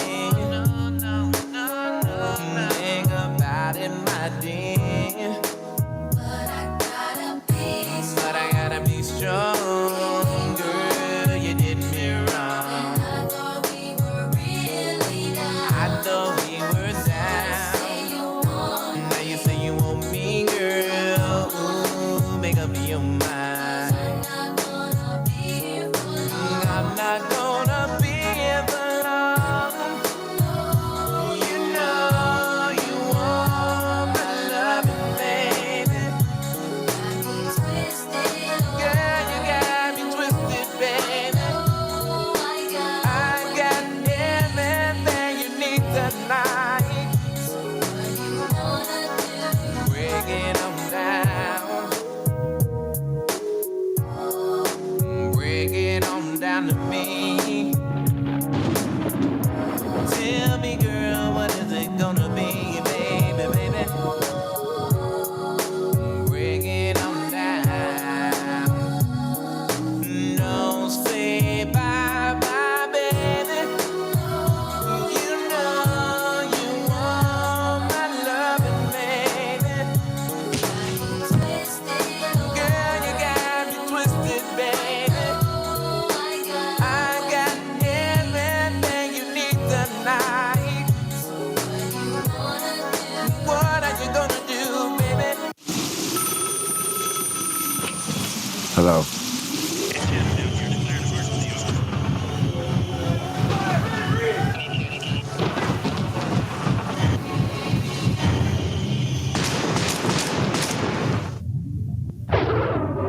Say bye-bye, baby. You know you want my loving, baby. Girl, you got me twisted, baby. I got everything you need tonight. What are you gonna do, baby? Wish I knew why I'm so in love with you. Yeah, what I'm gonna do, darling, please save your love for me. You can have fun with the crowd, but for crying out loud, darling, please save your love for Steve. I said, who is this guy doing my song? The first time I heard it, I said, I said, I said, yeah. And then I hear he's from Detroit, right? Yeah. I say, well, intro, Detroit, West Side. West Side. Aight. You know where I live. That's right. Obviously, Green Lawn. me and Buddy's from Queens and Brooklyn. Right. West Side. I really feel, Stevie, that this is an honor because you have so much love inside of you, and we have the same love, and we feel that we want to share that with the world, and it was because of you that we're able to do this. So we'd like to thank you for this opportunity. What is a greater expression of love than to have someone do something you created?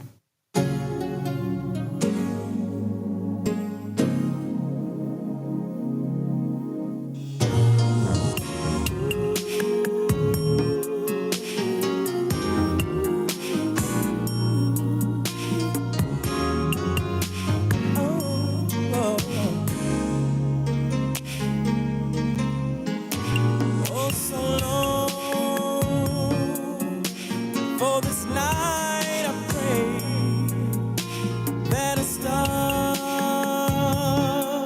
will guide you my way to share with me the special day. Well, the ribbons in the sky for our love.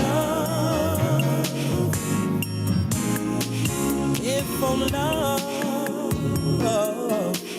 may I touch your hand, and if please, may I once again, so that you too will understand. There's a ribbon in the sky for our love.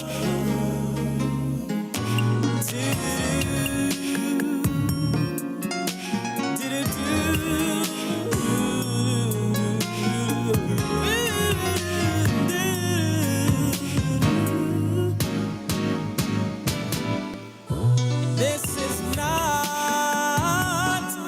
a coincidence, and far more than a lucky chance. But what it is that was always meant is a ribbon in the sky for our love.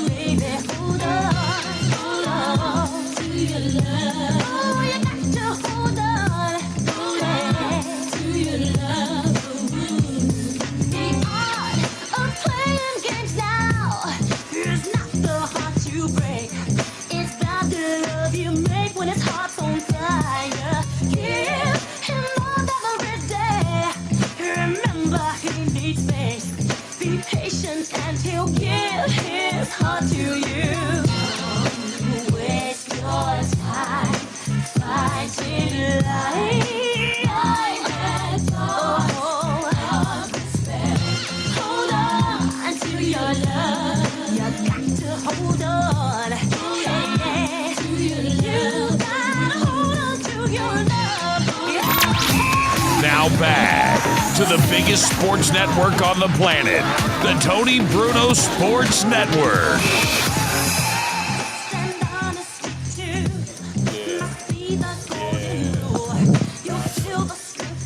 Bounce with me, baby. Bounce with me. Bounce with me. TLC? Absolutely. Yeah. That's right. How about never gonna get it, never gonna get it, Yeah. never gonna Finally, Robin getting away from the white noise here. This was not Radio TLC. Row. This is on Vogue. En Vogue. Yeah. En Vogue. En Vogue.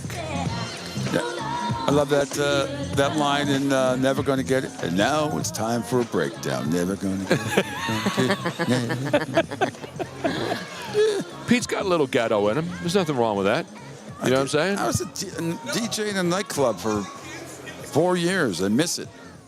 We may have to. Maybe we should do a room. We could do a room here in Vegas. We'll get two white guys spinning like old school R&B and hip hop, old school hip hop, not the modern day hip hop. I didn't even modern day I didn't hip even hop. think about it. I just music to me was music. I don't care what color you are, whatever. I love it. I love it. And when like with the real stuff, the real hard dance music started to come out, like KLF and Two Unlimited and everything. That was brand new. Nobody knew what that was. Exactly. Because of the radio station I worked at and doing DJing, and I'd get all the demos months before it came out. When I first played Twilight Zone in the nightclub with the strobe lights going everything else, that's why I missed John Taffer. I wanted to talk about the nightclub at people lost their Pulsations, for God's sake. I have not seen hide nor hair of that man.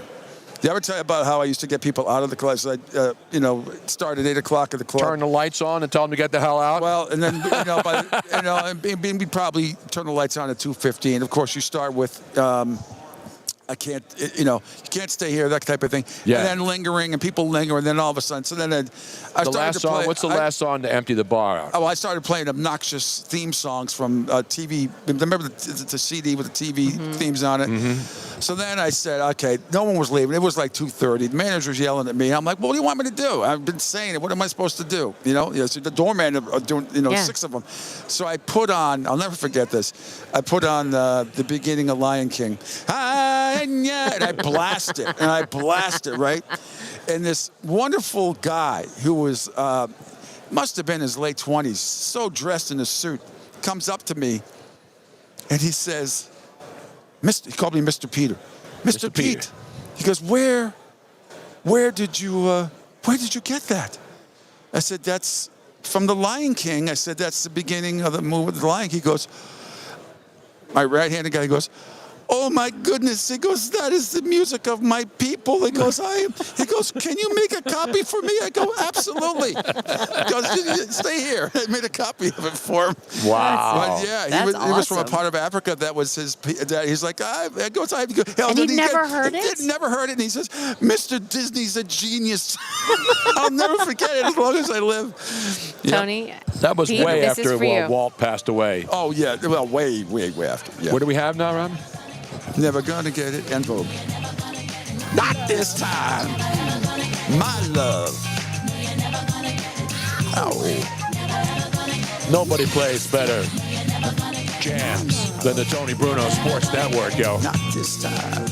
Yeah, you might not get commercials, but you're getting a lot of No, music. yeah. After Right. this, I want Push It by Salt and Pepper. Oh, yeah. all right. Push it real good. And then you can follow that up with Shoop if you want. Yeah. We should do that. Oh, Lord. We should do that That video, overnight. those Just play Do you know who's music. coming up next, Tony? Who's coming up Yeah. next? The fabulous Terry Fader. Terry Fader. Does he With- have his dummy yes, with him? he I got does. my dummies Hey, with hey, me don't everywhere insult I go. me. Oh. Hey, oh, hey. Oh, my goodness. Where is Terry? I didn't see him. Is he gone? No, Did he he's- bag out? He's around. By the way, you missed the exclusive interview we had on With the Usher. Bleacher Brothers show. We just had Usher. I photobombed you. We had Usher appearing on the Bleacher Brothers, who were broadcasting right behind us, part of the Tony Bruno Sports Network. So if you check out Twitter, On Twitter. you put it on Twitter or X, formerly Twitter. You got it on X? Are you following me now on my account, Tony Bruno Nation? I want to make sure. I got to find it now. I didn't see it on there. You have the picture with me and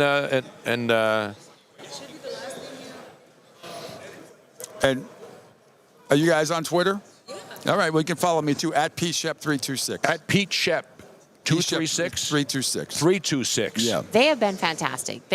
Shannon and Thanks. Bisa and Jess have been Awesome. awesome. They have been wandering around. They've been helping. They've been manning the phones. They've been taking photographs, And it posting seems on. like it feels like they've been here 2 days, I but it's know. only since this morning. It's because this is they're a working so hard and they're doing a long-ass great job. day. Seriously. You know what interns did, 20 years ago? Go get me water. Go get me coffee. We don't. I went and got them food and went and got them water. I went and got them coffee and biscuits and No, stuff. you're ahead.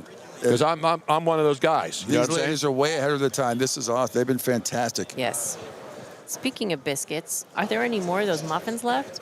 No, the Muffin Man left. Muffin. I saw bags under I here. think- Oh, I see a bag. The Muffin there's Man, two the bags. Muffin Hang on. Man, the Muffin Man. Do you remember that movie that was on ABC many, many years ago? Do you know The Muffin Man? Was it a horror movie? No, well, it's about a pedophile who ran a ice cream truck type thing. No. Yes. No. It was called, look it up. Do you know The Muffin Man?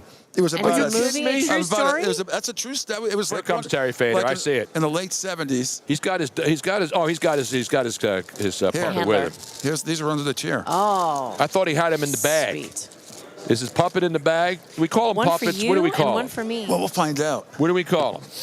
I don't Here know. he comes, though. He's making his way here now. Yes. He's making his way. Ladies and gentlemen, the legendary Terry Fader in the house now. Awesome. Bringing.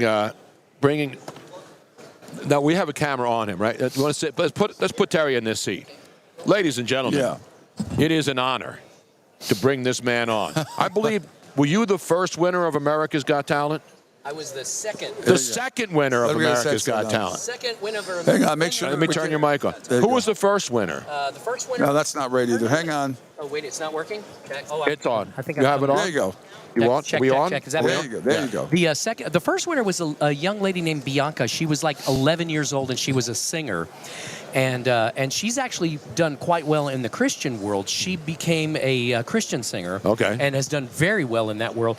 But when I won, boy, we kind of changed the face of the show. Because when I got my big Vegas residency, all of a sudden those talent shows became relevant, and it's because of the turtle. Right. No doubt about it, the turtle. And that's not, by the way, that turtle was cool before Mitch McConnell became the turtle, right? I think that's he's like. I don't want to talk about politics, but we talk about turtles now. It's Mitch McConnell. But I tell you what, he looks. Yeah, you know, I'm 56 years old. He looks like Touche Turtle back in the I do. You do. How did I not realize that? Yeah, that's amazing.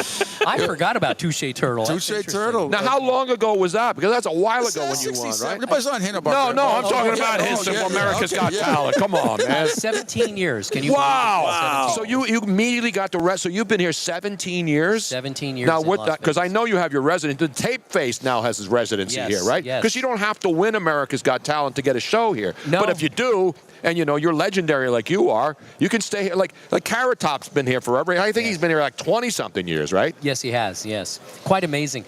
So yeah, and as Simon Cowell says, the reason that America's Got Talent is as popular as it is and is a place where people get Vegas residencies is because of my win in 2007.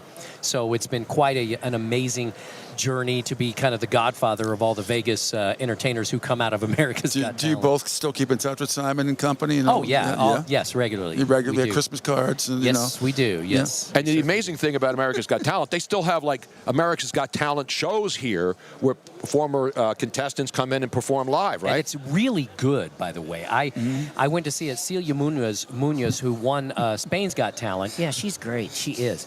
And she was a finalist on America's Got Talent a couple of years ago, or maybe it was last year, and she was phenomenal. She spent a year, no, it was a couple of years ago, because she spent a year doing the Las Vegas resident show, and it's amazing.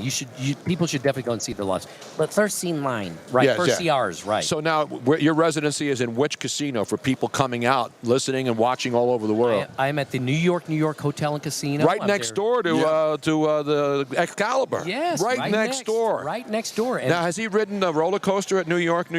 No, Terry won't let me. Yeah, I can't because I get nauseous when I ride roller coaster. I can't do it. I'm almost 60 years old. That ended when I was about 50. And he won't let me go alone. I'm not sure why. What about being the face of the Sphere? Oh, wouldn't that be awesome? Well, look. Yeah, I have to do this. That's my impression of the Sphere. Right. Have you been in the Sphere? I haven't yet, but I'm dying to go. Everybody keeps telling me how amazing it is. Yeah, my friend saw the U2 concert there the other day. I don't know how we got tickets. It's like you got to mortgage your house to get in there, or your shell. That's what I hear. It's very expensive, but my wife and I are definitely going to plan on going because it sounds amazing. People tell us it's quite incredible. Now, how many other characters will be with you? It's not just this gentleman. No. Well, that's all he needs, though. Well, I mean, whatever works. But you'll see about 10 different characters on stage. But I promise you, it's not going to feel like a one-man show. I'm really the only one on stage. But every character comes to life. Just like I do. No, wait, I am alive. You are alive, Lisa. You're the only one that's really alive. The rest of them are all puppets. Yeah, I love puppets. When did you realize you had a skill for this incredible talent? Because the first time I saw a ventriloquist and I was a young kid, was the movie Magic with Anthony Hopkins, who got obsessed with, and he couldn't spend 2 minutes away from him. Remember at the end? I do. While he was having sex with Anne Margaret, on the side, and then he couldn't do it. Did you ever feel that way? Once you go puppet, you get to put your hand up it. Yeah. Oh, yeah, exactly. Yes. By the way, I'm 71, and I remember Jerry Mahoney and what was his puppets' names? Jerry Mahoney was Knucklehead Smith. Yes. And Jerry Mahoney was Paul Winchell. So Paul Winchell and Jerry Mahoney. Right. And then of course Edgar Bergen, Charlie McCarthy, and Mortimer Snerd, and Jimmy Nelson and Danny O'Day and Farfel. I'm a fan of all that. I really started doing ventriloquism when I was 10. Really? And I've never really been scared. I saw the movie Magic when I was young. Yeah. But, I actually work with puppets, so they don't really come to life. And unless I guess if you're crazy, they might. I don't know. That was pretty realistic. You're crazy. Yeah. Well, yeah. We'll talk about that later. Now, Terry, you talked about when you were first on NBC, and you talked about your vision, your dream, and how you almost ended up kind of giving up because you just thought people didn't believe in you. But you kept on going. I did. What can you tell people with your vision, your dream? Because obviously you made it. And but you're not selfish. Like you're not one of those people that it's all about you. You still extend your arms out and branch out to everybody else. So what can you share with everybody? Your vision, your story of how you got to where you are. Get a turtle. No, that's good.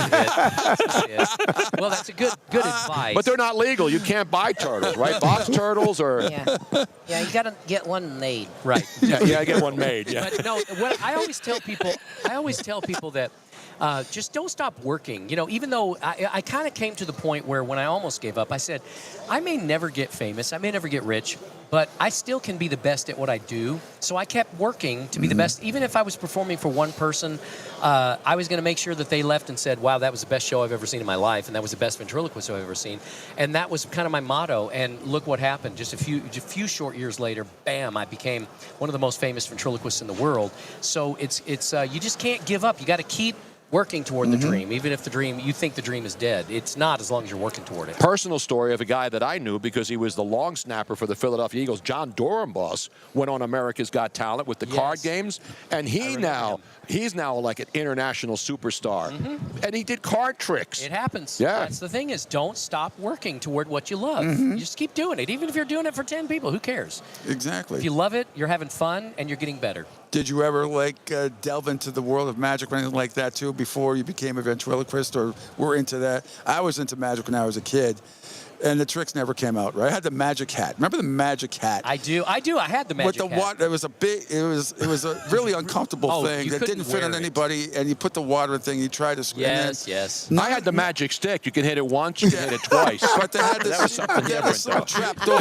They had this little trap door in the hat. They had this little trap door in the hat. Magic stick. It never closed right. It never opened right. All that shit would fall on top of your head. It'd be I could do magic a little bit. I can do magic. Watch, I'll levitate. Oh, look at that. No wires either. Wow. It's amazing. Wow. No wires at all. Look at you. Let me make sure. Let me make sure there's no wire. Look, see? He's levitating, ladies and gentlemen. No tricks. You should be an Avenger. So the first Super Bowl here, I mean, I think Vegas is ready. I mean, it's been a long build. I remember before they built T-Mobile Arena, when the downtown area, they stopped building it in 2008 when the stock market went down and people were stopping. And then since then, I mean, the T-Mobile Arena was the first, and then you got the hockey team. Then the Raiders moved here, and you got that unbelievable stadium. You know, now we have a lacrosse team that plays inside the Mandalay Bay Theater here. It's amazing. I mean, every WNBA, everything, auto racing. I mean, this is going to be the entertainment capital of the United States, if not the world, because it was just about gambling then. Now it's everything is here, everything. And ventriloquism. And ventriloquism, yes. It's the ventriloquist capital of the world. Yes. Exactly. Now, are there a lot of ventriloquists doing like some of the smaller bars? Have you seen Tape Face, by the way? And did you think Tape Face when he went on? Because I remember seeing it. Simon did not like the dude. Yeah. Right? I loved it. I thought it was incredibly creative. And his show is a lot of fun. It's really great. So highly recommend. Come and see mine first. Yeah, go see yours first. Yes, then go see Tape Face. Now, how much tape? Does he have any? Because we ran out of gaffer's tape for the wires here. If we go tell him we know you, will he give us some? Robin needs an extra roll of gaffer tape. He pulls it out of his ass. So does Robin, as a matter of fact. Hey, she's got talent too. You're not going to poop on the table, are you? No. Barry Zelda will. Now, do you do one or two shows a night? Because two shows is I just do one, and a lot of people can, but because of what I do, I specialize in doing impressions of singers without moving my lips. It is so hard on my vocal cords. I can only do one show a night, really. Yeah. Can you give us a small, 10-second example? Heal the world, make it a better place for you and for me and the entire human race. Oh, my God. Ladies and gentlemen, put your hands together. That is outstanding. The great Terry Fader. Well, it's an honor to meet you, man. I've been here a million times, and because when I come here to work. I don't come here to play. You know, I'm working all the time. Now, I did see Kyle a couple of times, and our buddy John Avello, when he was at the Wynn, we were there, and we got to see, the Cirque show in there. I mean, the Cirque shows are, anything you want here. You can see anything. True. You can eat anything. It's just, it used to be, the food was bad. Even turtle soup. turtles now. What about? Oh, wait a minute. No, that means soup that's made by turtles. That's what it is. Okay, Exactly. so Come on. Okay. That's what he thinks. We'll keep it at that. Yeah. Tastes like chicken. No, but when you put the what's the stuff you add to the turtle soup? Salt and pepper. No, there's a liquid. What do you put in there? Remember, we would go to bookbinders. No, brandy. Urine. Oh, thank you. Turtle urine. Turtle urine. That's it. That's the little extra. You put that little bit of, and you know, like the Salt Bay, except you put the turtle urine in there. You mix it up, put your finger in there, and then you stir it up a little bit. Then bam! Perfect. As Admiral Lagasse would say back in the day. Bam. I remember bam. Yep. Well, Terry, it's an honor, man. This is awesome. Terry. You having fun here on Radio Row? Did you ever much think fun. you'd be on Super Bowl Radio Row? It's nuts. When they asked me, I said, "Wow, that sounds like a lot of fun." Of course, I'm in. So I mean, I'm glad to be Carrot here. Top was in Arizona last year when we were there, and he was making the rounds. I mean, that guy's unbelievable. And he does one show a night too, right? Yes, he does. Yes. But that's got to be. It's a great night after show. night after night after A lot night. of props he uses too, But right? you know, if you love what you do, Oh, it's absolutely, fun. yeah. My wife is like, "Oh my gosh, am I working you too much?" I said, "Babe, I can't. There's nothing I'd rather be doing than being on stage making people laugh." Do you ever practice in front of her? All the time. Yeah. Practice In the bedroom. No, I do not. You can't believe what he makes talk. All right. Oh, practice. We're talking about practice, man. Not a game. Not a game. Not a game. We talking about practice. We talking about. You still have to practice, though, right? What we talking about? I do. I still rehearse and practice. And You look in front of a mirror. Or you have a I mirror. do. Yeah. Actually, I have a monitor, so Okay. I have now a monitor with a video camera, so I can keep an eye on, make sure my lips are not moving. Yeah. Can you go? Can you do the tape face thing? Maybe put a piece of tape over it. I could. You could incorporate that into your act. Yeah. So you do a combination tape face and Terry Then it'd be Fader. like, No, this is an S&M show. right. That would be very difficult to do ventriloquism. Terry, thanks so much for coming on the show. Really Thanks, appreciate Terry. it, man. What an honor. Ladies and That's gentlemen, let's great. get him a roaring round of applause. The great Terry Fader, the second. See, I thought he was the very first America's Got Talent winner. The second. That's awesome. He's the most memorable first. Absolutely, Absolutely. absolutely Thank right. you.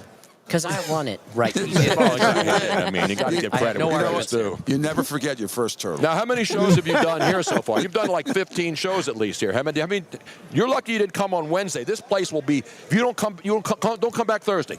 Every single table here will be having you on.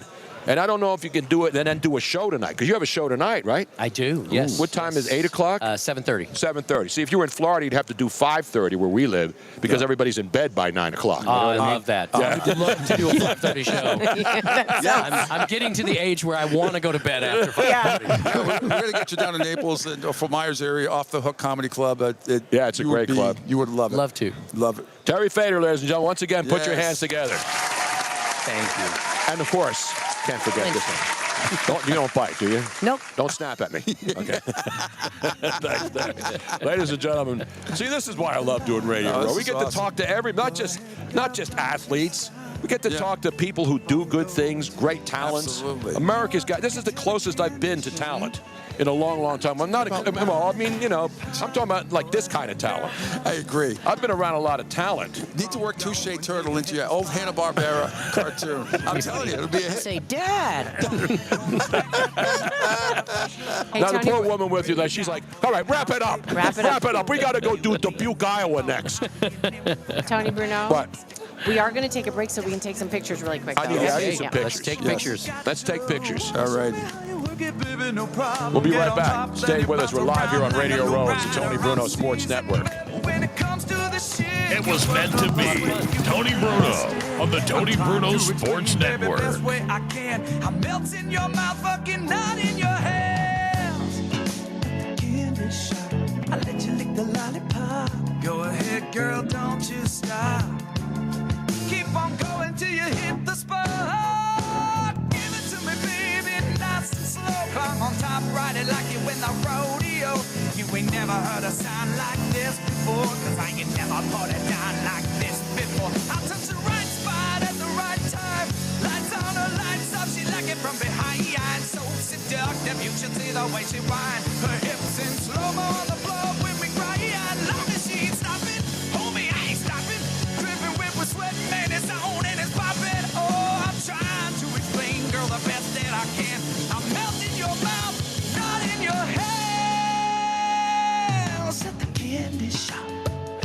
I let you lick the lollipop.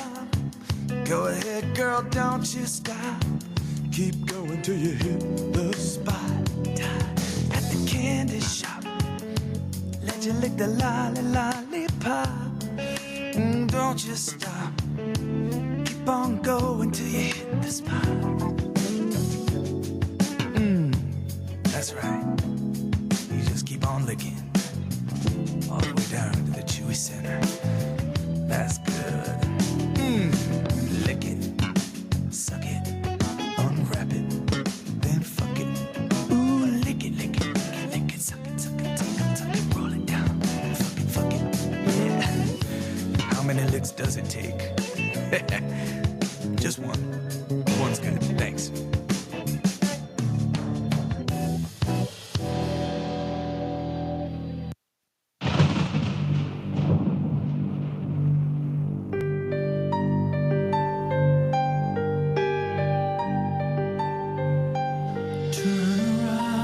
Every now and then I get a little bit lonely and you're never coming round.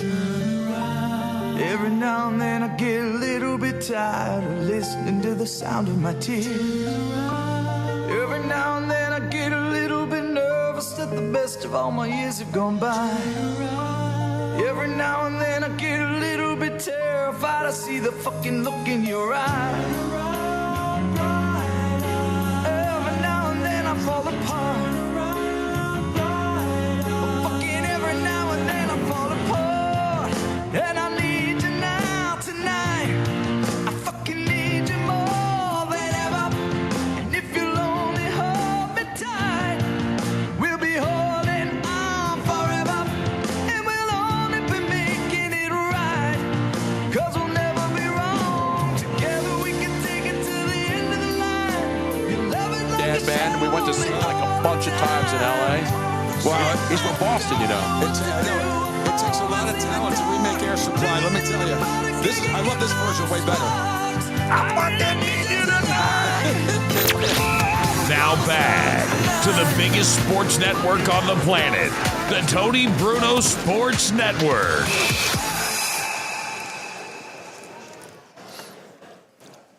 You're on. Oh. Yeah, give me a little more Dan Band. Robin and I were lucky when we lived in L.A. We got to meet the Dan Band. I said Air Supply. I meant Bonnie Tyler. Yeah. Oh, yeah. Dan Band's awesome, huh? Love Dan Bell. We got to know them, hang out with the band backstage. Dan Finnerty's from Boston, you know. Yes. Yes. And I had the pleasure of speaking with him yet, but he's awesome. He is. And those the remakes that they did, and obviously they were in all these movies doing the takeoffs of it. But that Total Eclipse, that was in Wedding. Which one was that one? Wedding Crashers or Wedding Crash? Yeah, the Bonnie. Yeah. And then the wedding's going on, and they start singing, "Turn Around," and then everybody's turning Tyler around. Version, yes, exactly. Yep. Yeah, you know how it goes. There's profanity in it, I believe. Yeah, that's all right. That's What doesn't have profanity? Well, this show, we try to keep it. Who wrote Clown out? I got a guy who's ripping me now on the... Who? On the feed? Some guy from Nolensville, Tennessee. Good. Must be... What's he saying? I don't know what he said. Clown. Clown? Well, Funny that like could be in clown? anything. That could be in anything.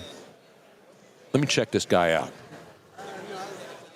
If that's him, I mean, is that either his mother or his wife is hot. He looks like a loser. So, I got before... I guess no. Well, ladies and gentlemen, we had to get the man on himself. There he is. Did Baldy leave? No, he's here. All right. Ladies and gentlemen, now when we posted the picture of us together when we met earlier today, not met, when we finally saw each other for the first time. It's Tony. The Cuz is here. He's showing me crab pictures of his spaghetti and crabs, you know, because Italians, they make, they put the crabs in the spaghetti. That's what we do. Now, do you call it sauce or gravy? Gravy. Is it gravy? We call it gravy. I call it gravy, too. Yeah. It was always Sunday gravy in the house. Exactly. The rest of the week was sauce, but Sunday gravy. So here's what I believe, right? Three Italians going at it right here. This is beautiful. Exactly, right? We got to do a lot of these now. Hey, what do you mean? So I believe that the gravy thing is when you have meat, yes, all right, or fish, right? Like in the crab gravy, yep, right, or the meat gravy, exactly. and the sauce is just tomato. It's like pomodoro. Exactly. Marinara. Yes. Is sauce. Yes. It's Yes. marinara sauce. Correct. Anything But it's almost- with meat in it, brajol, meatballs, sausages, mushrooms. I mean, crabs. When I do mine, I start with the mirror pie. I don't put sugar in mine. I refuse. No. I don't care. That's Medigan shit. That's Medigan. Absolutely not. Now that's omerta. That's a bad thing. But do the celery, onions, and carrots sliced Trinity. up. You got to do the Trinity. Trinity. Come on, garlic, man. olive oil, little tomato paste, then meatballs or sausage. If you want, sometimes I put them in the raw. If I'm going to do like 6-7 hours. Do you? Here's a question. Do you I fry the meatballs or do you put them in? No, I fry them. You got to give them a little char. brown? Yeah, a little brown. Or you know what I do? I shove them in my toaster oven, like 15 of them for like 5 minutes to get that. But sometimes they get too hard in the oven. No, you but don't want them to get hard. Robin made spaghetti and meatballs once, and I told her, don't put them in the toaster oven. No. And then she made them, and then they were hard as a rock. No, it's a little you have to have the meat. It cooks. You got to let it. You have to marinate it in the gravy. But I like doing the 80-20 plus The the 80-20 pork, is good. whatever Yeah, pork you you do a want to little use. fat And content. I love putting veal in my meatballs. I do too. I love it. I don't You do the care. veal? No, I don't do the veal. Don't do veal. Not And the because meatball- I'm against animals. Yeah. Once my mom used to buy veal cutlets when we were kids. Yeah. We were poor. Yeah. It was expensive. You remember the veal cutlet was? We do veal more than chicken. When I we were know. growing up. But now We ate chicken people much- I was parm. lucky. It's so much easier with chicken, and it's totally cheaper. easier. Yeah. I don't know if it is now. I saw there was chicken was like $20 a pound in Canada, so I don't know anymore. By the way, did you see the prices in here, man? Oh my God, for pizza! Yeah, $53 for a pizza. You're like, what did I buy? We should rent an oven and do it. Stand outside and make them right there. It's ridiculous. Really? We should get a pizza cart and make a fortune. You're a genius. And then we can have enough money to buy tickets to the game.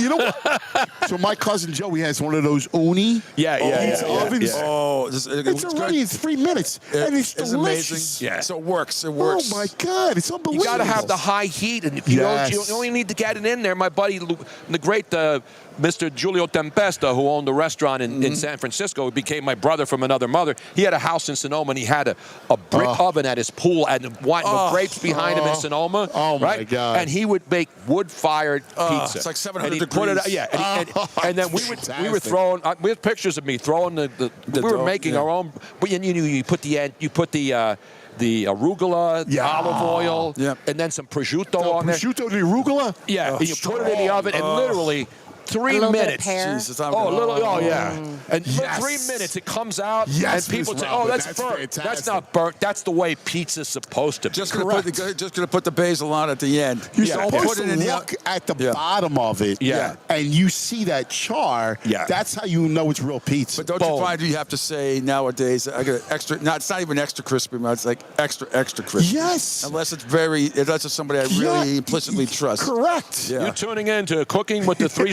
Nods here. Unbelievable. We got 3 grease balls and a pizza But plus. it's all about the water. It's all about the What water. was it? 2 chicks, 2 guys in a pizza place. What was that? You know who was in that show? 2 guys, a girl, in a pizza place. Oh, yeah, that was Ryan Reynolds. Ryan Reynolds' first Was TV he show. really? Yeah. He was in that show. Young 2 Ryan guys, a Reynolds. girls, and a Wow. pizza place. Yeah. And then he did that Ryan Reynolds TV for a couple of months. Remember, there was a channel that was called Ryan, and that's when I saw it. I He's said, a brilliant guy. That "Oh, he is. He's brilliant. So Brilliant. You're right. You get the soccer team now that in Europe he owns. Yes. So he's making a bazillion. You got Joey B that says, Tony and Cuz meatball reviews. This is why we tune in. And then he follows it up with Cousin Tony's Pizza Joint on the sidewalk in Vegas. Instant millionaire's gold mine. And we don't charge us. We don't charge $20 a slice either. $8. Tops. $8 a pie. No, that's too cheap. We're in Vegas. Well, It's got to at least be $15. If they're Everybody that's- charging $15 for a slice. Everybody in Philly, you should be really upset because you guys were seriously talking. You guys were talking about doing a morning show together. Yep. 97.5 was talking about bringing Tony in with you. Yes. You guys were all for it. Yes. This was going to be exciting. Oh, you remember that? And then You it just came in our dining disappeared. room. We were breaking bread in South Philly at our house. Best for off Pashock Avenue. Everybody in the city was talking about it. I They're like, know. "Oh my God, this is going to be amazing!" And then suddenly 97.5 just decided, I never understood that. I never understood They that. went to Italians in the same morning drive show. Exactly, man. Jesus. I mean, It's two of us. Like, forget about it. Can't get home. we're always a victim. You know, I think it's anti-Italian Jesus discrimination. Christ, I'm like, we God should get almighty. Joey. Now, Joey Merlino has his own feed.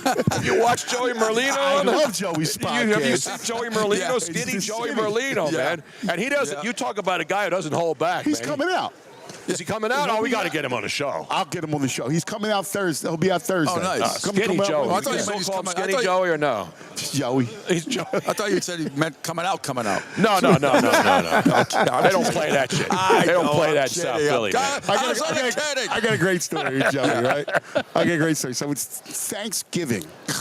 So my friends, we've been doing this forever. We do like a turkey bowl. Sure. So we go to, right on 13th and Oregon, there's Marconi Park, Right, which exactly. you know. Exactly. Right? It's in Philadelphia. Yeah. Yep, I know and where it's it a is. big park, Yeah. right? So we play our football game. And then afterwards, we go to a bar right on 16th and Oregon. I used to be called the Teddy Bear, then it became Stokes. Okay. Remember that? You know, Yeah, the oh, yeah, bar on absolutely. Oregon Avenue? Absolutely. So we go after, and I have the kids, like all my friends. We all have children, and we come in, and it's bizarre because there's no food, and we stop at McDonald's, and it's the morning of this Thanksgiving, right? And we watch the first half of the Lions game, and we have a couple beers, the whole thing. So the kids love to have the Coke, and it's fun, right? So we walk in. Who's in? But Joey's in there, right? Joey and Wags and everybody. So we're hanging out, and my kids, I go, I said, look, say hello, this is Massimo. So Massimo comes up to me. I said, Daddy, I said, we're going to get ready to go. He says, oh, it's your son. He goes, Joey gives him $100 bills. And he goes, listen, you're a good-looking kid. He goes, don't spend it all. Go take your girlfriend out. He's 10. I said, Dad, give it back. Anyway, no. You insult. I said, oh, well, say thank you, and you got to split it with your brother. And, You know what's funny? Jesus. My niece's husband owns a pizza place in Center City, and he's Italian, and he calls his son Dad. I always do the Yeah, dad remember, thing. Robin? My son, Michael. Not Michael. Nicole's husband. He has two restaurants now. He's got one in Jersey What's and it one called? down in, what's the one on South Street, Robin? Nicole and then Joe. It's a pizza place. Not All-Star. It's on South Street. City, and great City pizza. Pizza. City. And then he just opened a restaurant in Jersey over there, right near Geets. Nicoletta's. Get out. Yeah, Nicoletta's. Oh, that's fantastic. Right on the 42 And freeway there. awesome. Nicoletta's is like really nice Italian. Sure. Well, really you're over there. You know, he's in Mullica Hill. We were not far from Mullica Hill when we had our RV. We were in down near what's the horse place there? Where the horse shows. No. What's the town? Devon? No, in Jersey. Oh, in Jersey. Down in. Near toward the shore? Yeah, down near Millville and Vineland and that area. Exactly. Because we went through Mullica We're Hill. on the way, right off 322. Mullica Hill's where they got hit by that tornado a couple summers ago. If I told it was you, not we were far from us. We were in the, you remember, we're in the basement. I got the family. We were all in the basement, and I go, and the kids, my wife and I are trying to make light of it, but it was, you felt it. Oh, and yeah. like you felt everything shaking. Wow.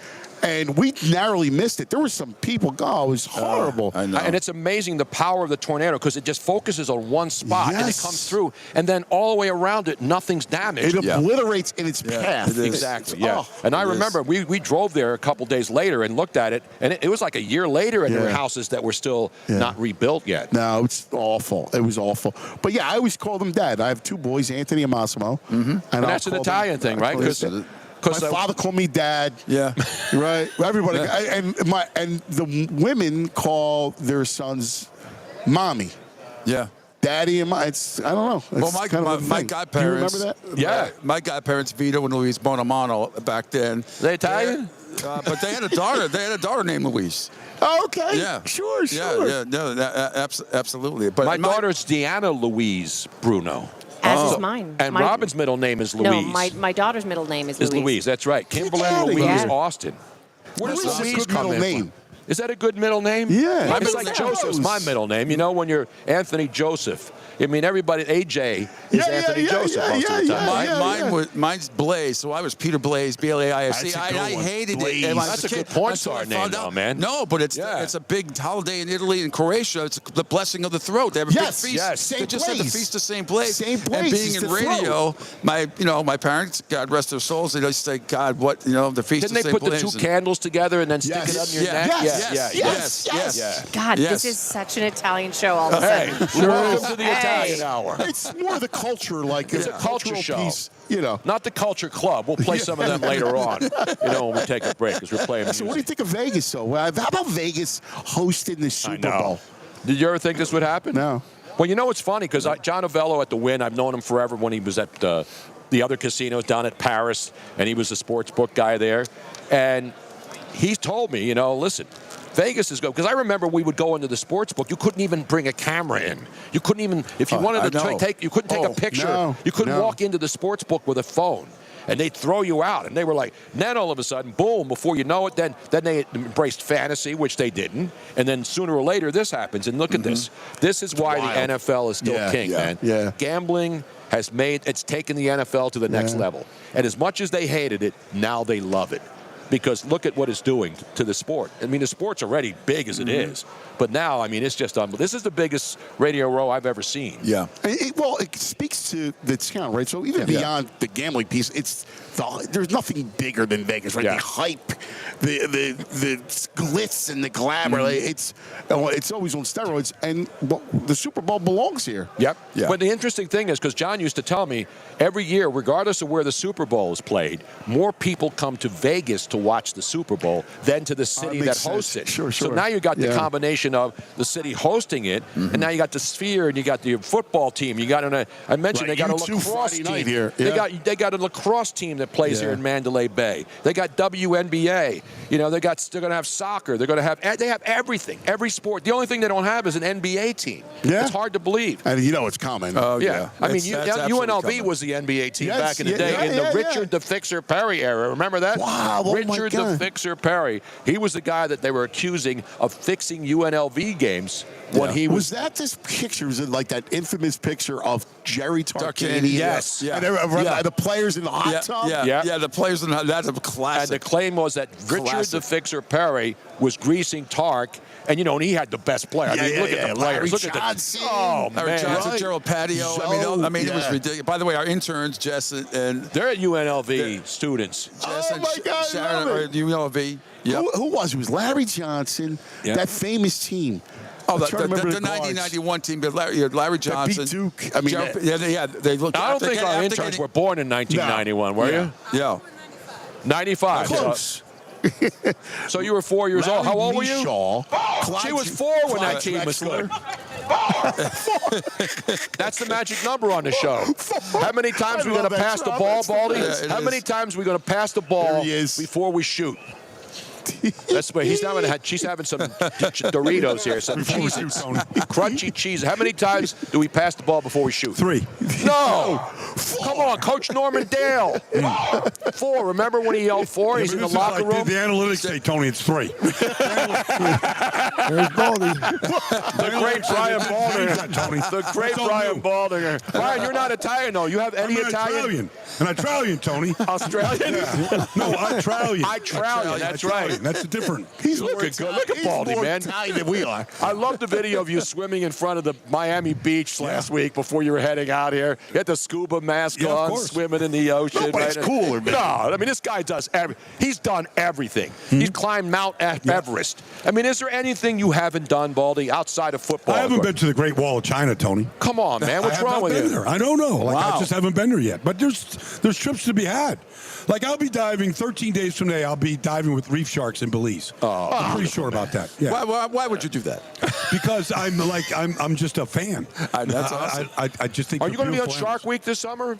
They're going to put you in a cage. I know this girl. If I can say her name, Julia Wheeler. She's from Australia. Sure. She was diving with these tiger sharks at night on Shark Week last year. Beautiful. She's a beautiful girl, but she jumped way up in my book when I saw her with the killer tigers. Yeah. Brian Baldinger, if you don't know, one of the many Baldinger brothers. How many Baldinger brothers? 3? 3. 3. Wow. Now, what are your other brothers doing? Yeah, now? they're working. One brother, Richard's coming in. He does stuff with the Kansas City Chiefs. He still does stuff with the Chiefs. He lives in Kansas City. God bless his soul. And then my brother Gary is he's still out there in Long Island. I think his last child, Mia, just left to go to college. How many? He's got a bunch because you're always I got there. 13 nieces and nephews. Wow. So I just saw my mom. My mom's 91. Just saw my mom. Are you going to do a mom trip? Because he takes his mother on a trip. Yeah, well, she's going to Budapest with my oldest sister. Wow. So he's going up the Danube. Tony's probably been up the Danube. No, I haven't been up the Danube, but I've been. Robin's been all over the world. She lived in Amsterdam. Obviously. No, not just Amsterdam. Where else, Robin? I never lived in Amsterdam. No, she lived in. She lived in. I lived in the Philippines, in Indonesia, Wow. in Spain, in France, in Germany. What was your favorite? Well, I was really young in most of them, although I have very, very fond memories of the Philippines. Her and mom Indonesia, used to take slides of her. There's slides of her when she's like 3 years old in the jungles of Indonesia. Oh, my God. Playing with all the native kids. And headhunters and stuff. Headhunters and stuff. I can't believe they didn't get her. But she's this little blonde girl with all of these Aborigines people, but they loved her. But you know the story of the Philippines, right, Tony? Yeah. Magellan died in a knife, in a gun battle in the Philippines. King Philip of Spain, who commissioned him. Yeah. Yeah. I mean, that's how he named the Philippines after King Philip, after Magellan. See, that's good knowledge. That's awesome. Yeah. But Robin's most inspirational thing in her life was when she was in the Philippines, and her mom. Her dad was a. No, it was my mother that I don't know if you remember back in the 70s, early 70s. There was this Stone Age tribe discovered in the Philippines called the Tasadai. Anyway, it was supposed. Yeah, it was. So her mother's a linguistic anthropologist from Stanford. God, that's fascinating. Yeah, and so she took Robin there to the Philippines. And when they were there, they got invited to the Marcos mansion. Because remember, and so Robin got to walk in to the Imelda Marcos shoe closet. I was going to say, she stole all the shoes. That's why she's a shoe whore now. Yeah, I did. She learned at a young age to be a shoe whore. 3.5 years old, it changed me forever. And they turned the lights on and went all the way back, and nothing but shoes on both sides, man. It's a shame that's what we're. Media Row is big. It's a shame that's what they know Imelda for. I know. In addition to all the other things. Yeah. Exactly. That's where Beatlemania ended in the Philippines. Yeah, I know. That's right. Yeah. Another good fun fact. That's a great fun fact. Now, right there. Baldy's like, the travel dog. He's worldly, man. I'm seriously. Yeah. Now you just did the Nepal, right? A couple years ago. When did you do? I did not do Nepal, Tony, but I did do Mount Kilimanjaro. Okay, Mount Kilimanjaro. That's Tanzania. Yes. Tanzania, of course. Slightly different my buddy Istanbul, Constantinople. You didn't do that. I did do that. Okay. That's the Bosphorus Strait, Tony. Come on. Like, there's nothing like when you're in the Bosphorus Strait, that's where East meets West. Yes. Europe meets Asia, Tony. Yeah. Yes. I swam in the Bosphorus Strait. Oh, Just my to say, God. I had some of that the other night. I had a Bosphorus Strait, and I said, "Hey, hit me again." You know who else climbed at Mount Kilimanjaro right after they won the Stanley Cup? My good buddy Zdeno Chara, who's as big as the mountain. Yeah. On skates, he is. Yeah, he climbed right after they won. 6-day climb. Yep, it is. The great Brian Baldinger, NFL Network. Wow. Anthony Gargano with what's the name of the company again? All City. All City Media, and you'll be in Philly finally this year, right? Yes, in March, sometime I think at the end of March. Beautiful, man. Denver, you got Chicago here, Phoenix. Yep. And me and Baldy. You and Baldy do an hour every day, right? Yeah, every day. Beautiful, man. Yeah. That's Yeah, awesome. right.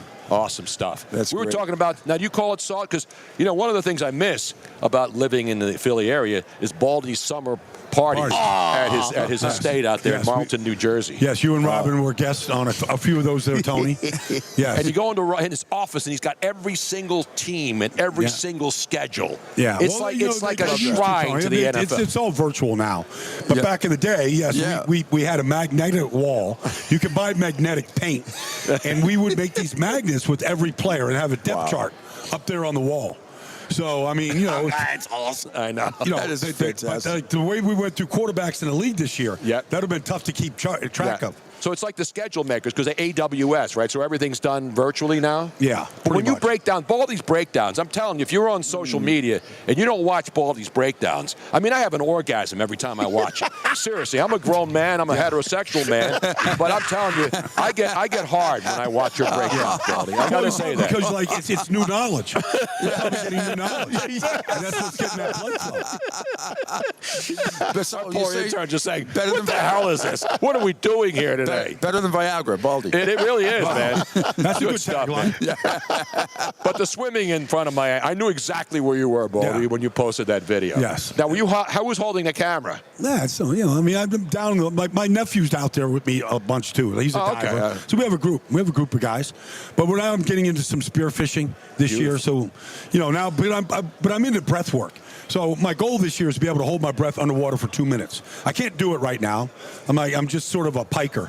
But that's the goal, is to be able to go down for 2 minutes. Now, you're not going to, because Robin can do. Robin's a good, free diver. She, when we were out in the British Virgin Islands and there's a wreck, and she would not only free dive, and then there's a ship with an anchor, and she swam all the way under and came back up. Oh, I I'm got out of down and shape, touched the bell. There's a bell. I got down and touched the bell and got back up. But Robin's a great swimmer and great diver. That's awesome. Now, you were a good diver, right, too? Yeah, well, I used to be able to hold my breath, right?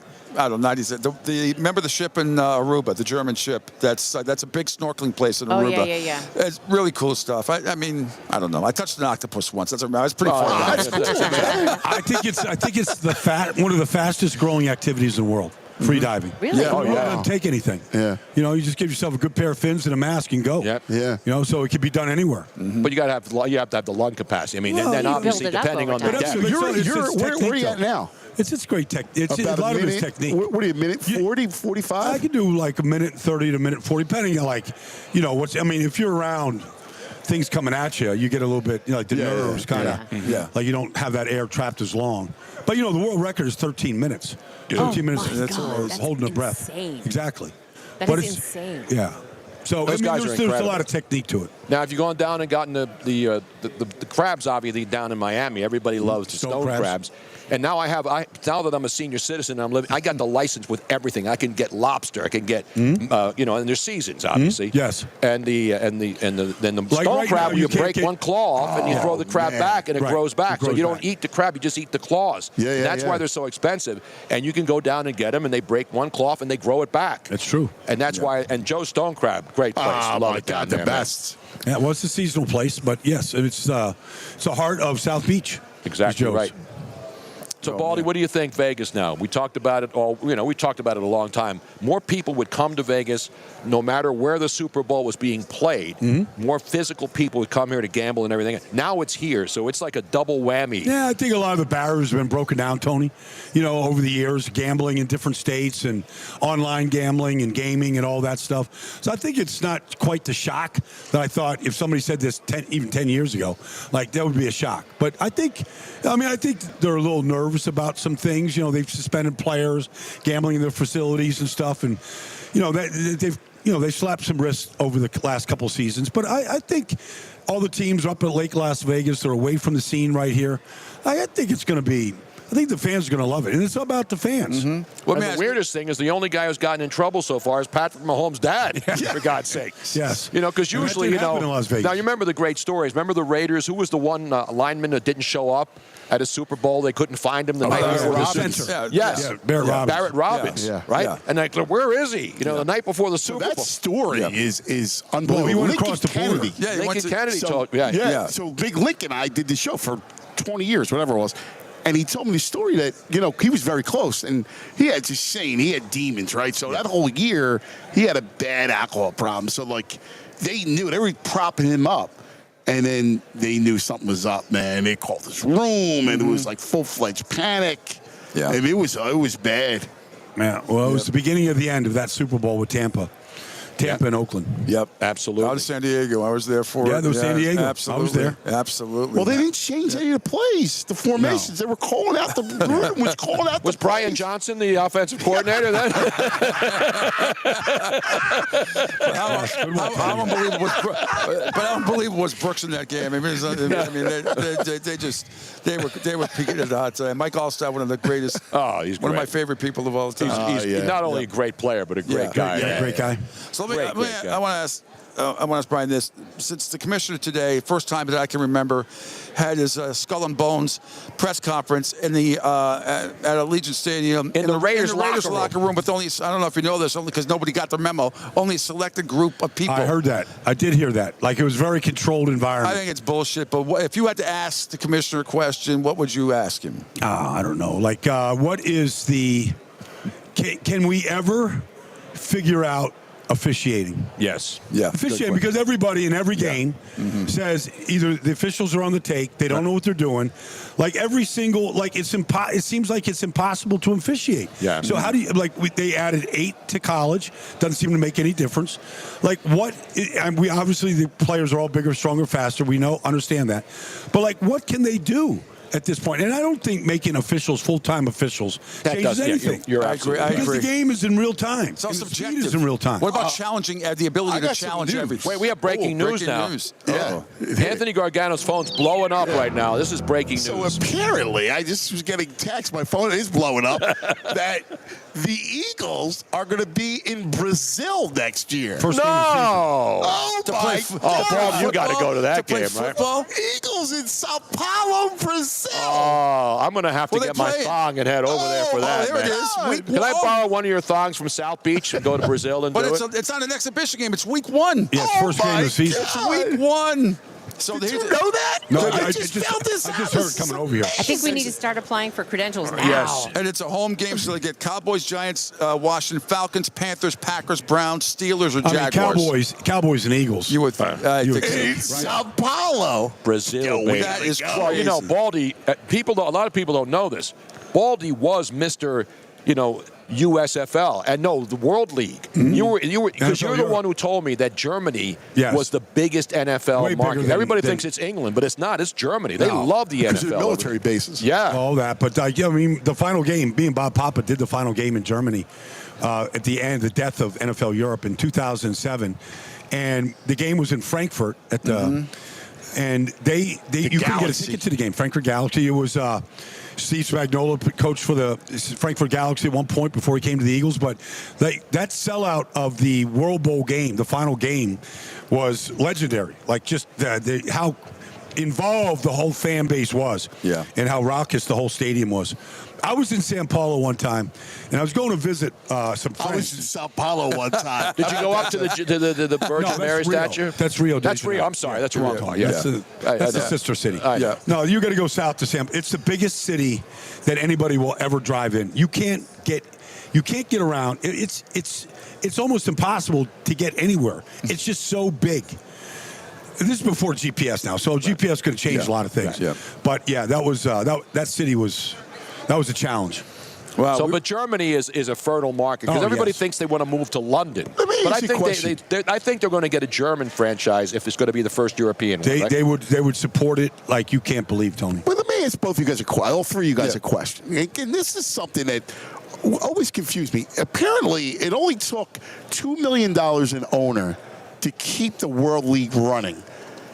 Why, in this world of globalization, right, of expansion, manifest destiny, why wouldn't you invest in your product being overseas? To me, it was the most short-sighted thing ever. And the NFL's been wanting to expand into other countries, right? With the Mexico City games, and then England, and then Germany, and now Brazil. Yeah, no doubt. I mean, obviously, we had a lot of great players come out of that league. Kurt Warner, obviously, Jake Delhomme, whatever.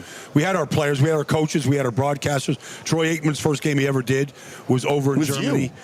So at every level, trainers that are now in the NFL learned how to be a trainer over in NFL Europe. basically an incubation tank for every position in the NFL, whether it's coaches, players. Spags was over there for his first. He still wears a Frankfurt Galaxy jacket. I still have that I still have that NFL Europe sweatshirt you got me, Bob. Well, but the commissioner at the time said, look, it takes 20 years to build a fan base. And it does. It takes a generation. And so Tagliabue was the first one to kind of take it over there. And, they pulled up the stakes way too early because now it's the globalization of everything. They were short-sighted. We were back in, I forget, 05 or 06. So when I was working at WEI in Boston, did the Patriots pre- and post-game show, whatever. But we were supposed to go to Beijing for an exhibition game with the Seahawks.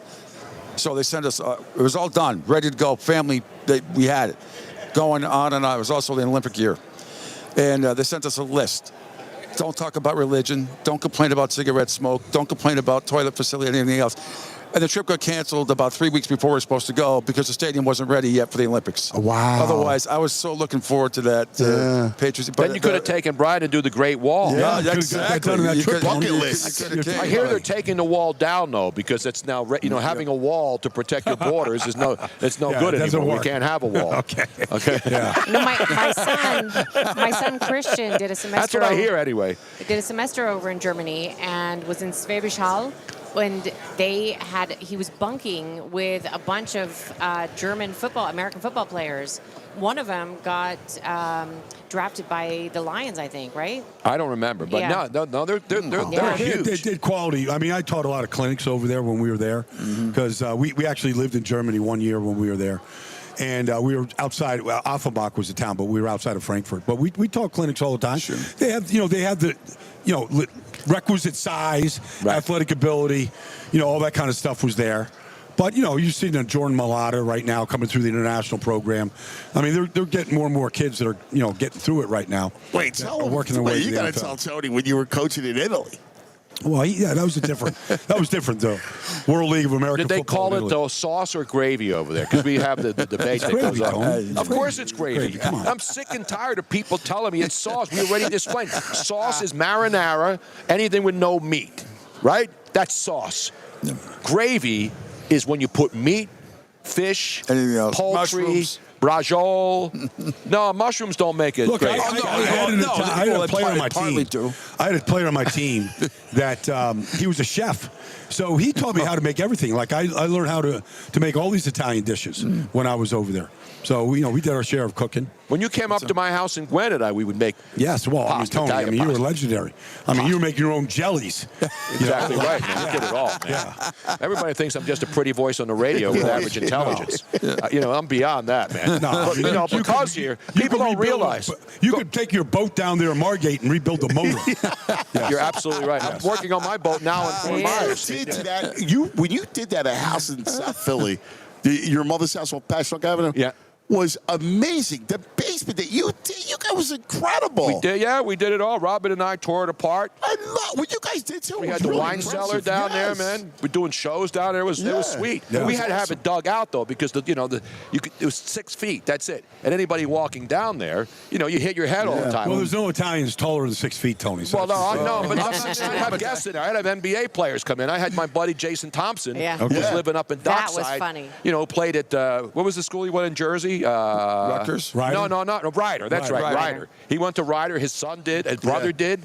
And then he played in Europe, and he moved around the NBA. Great guy. His dad, he lived right across in Dockside. He lived in the apartment right across our unit up there. It's on the 16th floor. Great guy. And he came down into the wine cellar, but we had to dig down 2 feet. But to do that, we had to underpin because the walls, back then they didn't build them with cinder block. This is like next level engineering. This is like engineering. What else? I mean, what else can we teach these people?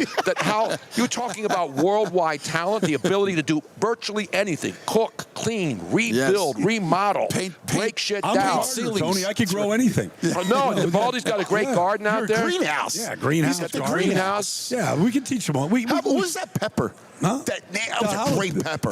I made a pasta dish with that pepper. Yeah. That was one Was of it the the ghost greatest. pepper? The ghost pepper, Tony. The Hungarian wax pepper. Hungarian wax pepper. Oh, Tony. Nice. Tasty. I mean, it just But it's not super hot like one of those. No, paint right off the wall. No, way hot. Yeah. See, I can't have that hot shit. I can't do that. Yeah, you put it in some chilies and stuff. That's good, though. You Too just hot. have to like just. I love that very pepper. little I made bit. a whole dish out of that pepper. The Hungarian wax pepper? Yeah, I want to look it up, Tony. And Hungarian wax pepper. It's the color of that right there. Yeah. Are they better than the red hot chili Oh, peppers, yeah. though? The Yes. Hungarian? Yeah. Under the bridge. You know what's good though? When you grate the cheese, the Locatelli cheese, it takes a Just little don't bit do it of over the pot. steam. Don't put it over. No, shellfish. You Absolutely missed, not. you missed You it. can He never do that. exploded today. He says you do not put cheese on shellfish. Never. Except oysters Rockefeller. I don't That's the do only that. exception. Exactly. No, That's an in fact, insomnia. Don't ask for cheese on crab gravy. My father does that, and it's a violation. It is a Really? violation. It is. It is a Cheese on violation. pizza.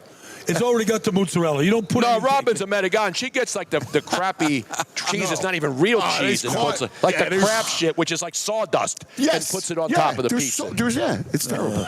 Now, Tony, we could go Baldy on. has a car that he has to, Get who's to. picking him up, so Yeah. he has to get to that. All But right. before You know, he we goes, could. I could can do we- this all day. And I can love we- having you guys. Luigi has been waiting on hold this entire interview. He wants because to add more Italian to the He show. wants to add more Italian. He has a question. All right, let's Luigi. bring him on. Luigi, who do you have a question for? Hello, you're on with the great Brian Baldinger, the Cuz, Tony, and Pete Sheppard, whose real name isn't Sheppard because he's embarrassed to be an Italian. No. I'm sorry.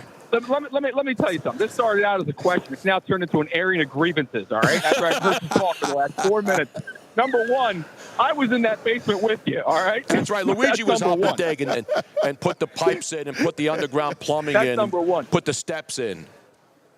And now I started listening when Baldy mentioned blonde Aborigines, and I just got done watching that movie like 2 hours ago, and it was absolute cinematic glory. It was amazing. Was Lisa Ann in it? She got arrested last night at the Radio City Music Hall for having a camera at the Matt Rife show. Is that the guy's name? Have you seen this comedian, Matt Rife? Wait a The minute. guy's hilarious. Yeah, you're telling me someone who's had cameras pointed at them their entire lives, Mr. Redford pointing one camera? It seems a bit hypocritical, man. And they took her out in handcuffs, and I said some of her favorite movies were in handcuffs. It's a violation.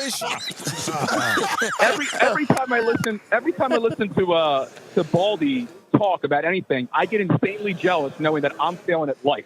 And this guy goes everywhere I want to go, We all have our and then place goes in again. life. No, nobody's failing. I just choose to live it my way. Yeah, you got your place at the top of Mount Kilimanjaro. I've got mine in the middle of South Philadelphia. I hear you, Baldy. He's down there at Broad and Reed. I mean, he's right there in the heart of South Philly, right near the I'm funeral in the parlor heart. there, right at 15th and. He climbs Mount Kilimanjaro. You climb the Rocky Steps. Same thing. Exactly right. In the museum. Yeah, we don't call it the heart. We call it the Lion's Den down here, pal. All right, Baldy's got to get out of here. Yeah. He's got a car waiting for him. Baldy, it's great to see you, man. Tony, Thanks for I'll see coming you on, tomorrow. man. It's great Robin, to see all the hook up. best. It's Monday. Love you guys. Love you too. Yes. Cuz has got, he's written movies. He's got another one coming up soon. It's going to be awesome. I'm man. going to go to break real quick so we can take pictures. I got to take some pictures. Baldy keeps looking better, man. I keep getting older, and he stays the same age, man. We're coming right back. We're live on Radio Row. Tony, Bruno, the whole gang. It's a Monday, and we are having some fun, yo. Ladies and gentlemen, please put your hands together for Dan Finnerty and the Dan Band. I wear tight clothing, high heel shoes. That doesn't make me a prostitute. No, no. I like rap music, wear hip hop clothes. That doesn't mean that I'm out selling dope. No, no, no. Oh, Lord, forgive me for having street hair. Shit. It doesn't mean there's another blood in my hair. No, no. My date another race or color. It doesn't mean I don't like my strong black brother. Yes, I am wise, but it's wisdom born of pain. You speak the price, and look how much I gain. If I have to, I can do anything. I am strong. I am invincible. I am woman. Wow. You can bend but never break me, cause it only serves to make me more determined to achieve my final goal. Yeah, and I'm going back even stronger now that I've said it longer, cause you're deep in the conviction in my soul. Motherfucker, yes, I'm wise, but it's wisdom born of pain. Pay the price, and look how much I gain. If I have to, I can do anything. I am strong.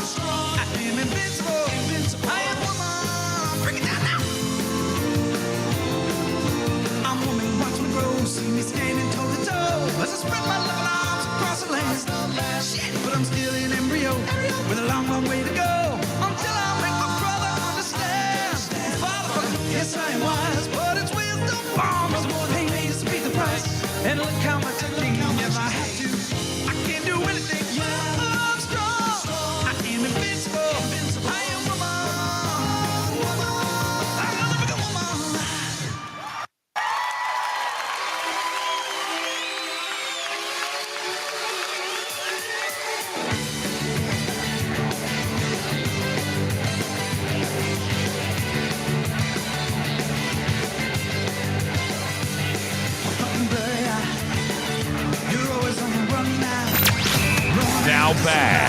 to the biggest sports network on the planet, the Tony Bruno Sports Network.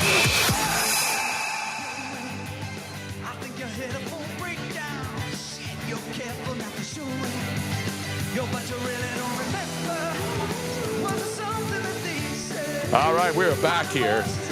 Take some pictures. Say so long to Baldy and Anthony Gargano, the Cuz, as we keep it going now. And, of course, the Bleacher brothers are here, too. Where the hell is A.J. Johnson, Mr. Bleacher brother himself? We got Chef Tom in the house. We got the great artist formerly known as... Can we reveal his identity? I'm always Play Action Real. That's Play Action Real. We didn't know for the longest time he would call in as Play Action Real. Yeah. And we did not know his name. What number you have on there? On the side. H4? H4. Okay. H4? Put it on. Put the H4 on, because then Robin has to know where to turn it on. All right. You know, I couldn't use my real I'm name. supposed to be training you guys how to use this and stuff like that. What the hell is happening? All you guys are doing over there? I didn't take any notes. I can tell you that. But we What did the have hell? We've had great guests here, because I know all these people, but you had the exclusive interview with Usher, though, on your show. That was great, I mean, that's wasn't it? hard to top. Yeah. I mean, even Pete Sheppard was excited to see Usher, right? No, it's Ursher. Ursher? Yeah. Where's AJ get that from? I don't know. Where the hell did he go? I see him there he is. He's over there walking around. Uh-oh. Yeah. We're over here slaving over a hot microphone, and he's walking around like a stunat. No, he's What's the matter handling with him? business. That's what he's doing. Is he taking care of the business, He's taking care of business. Damn right, man.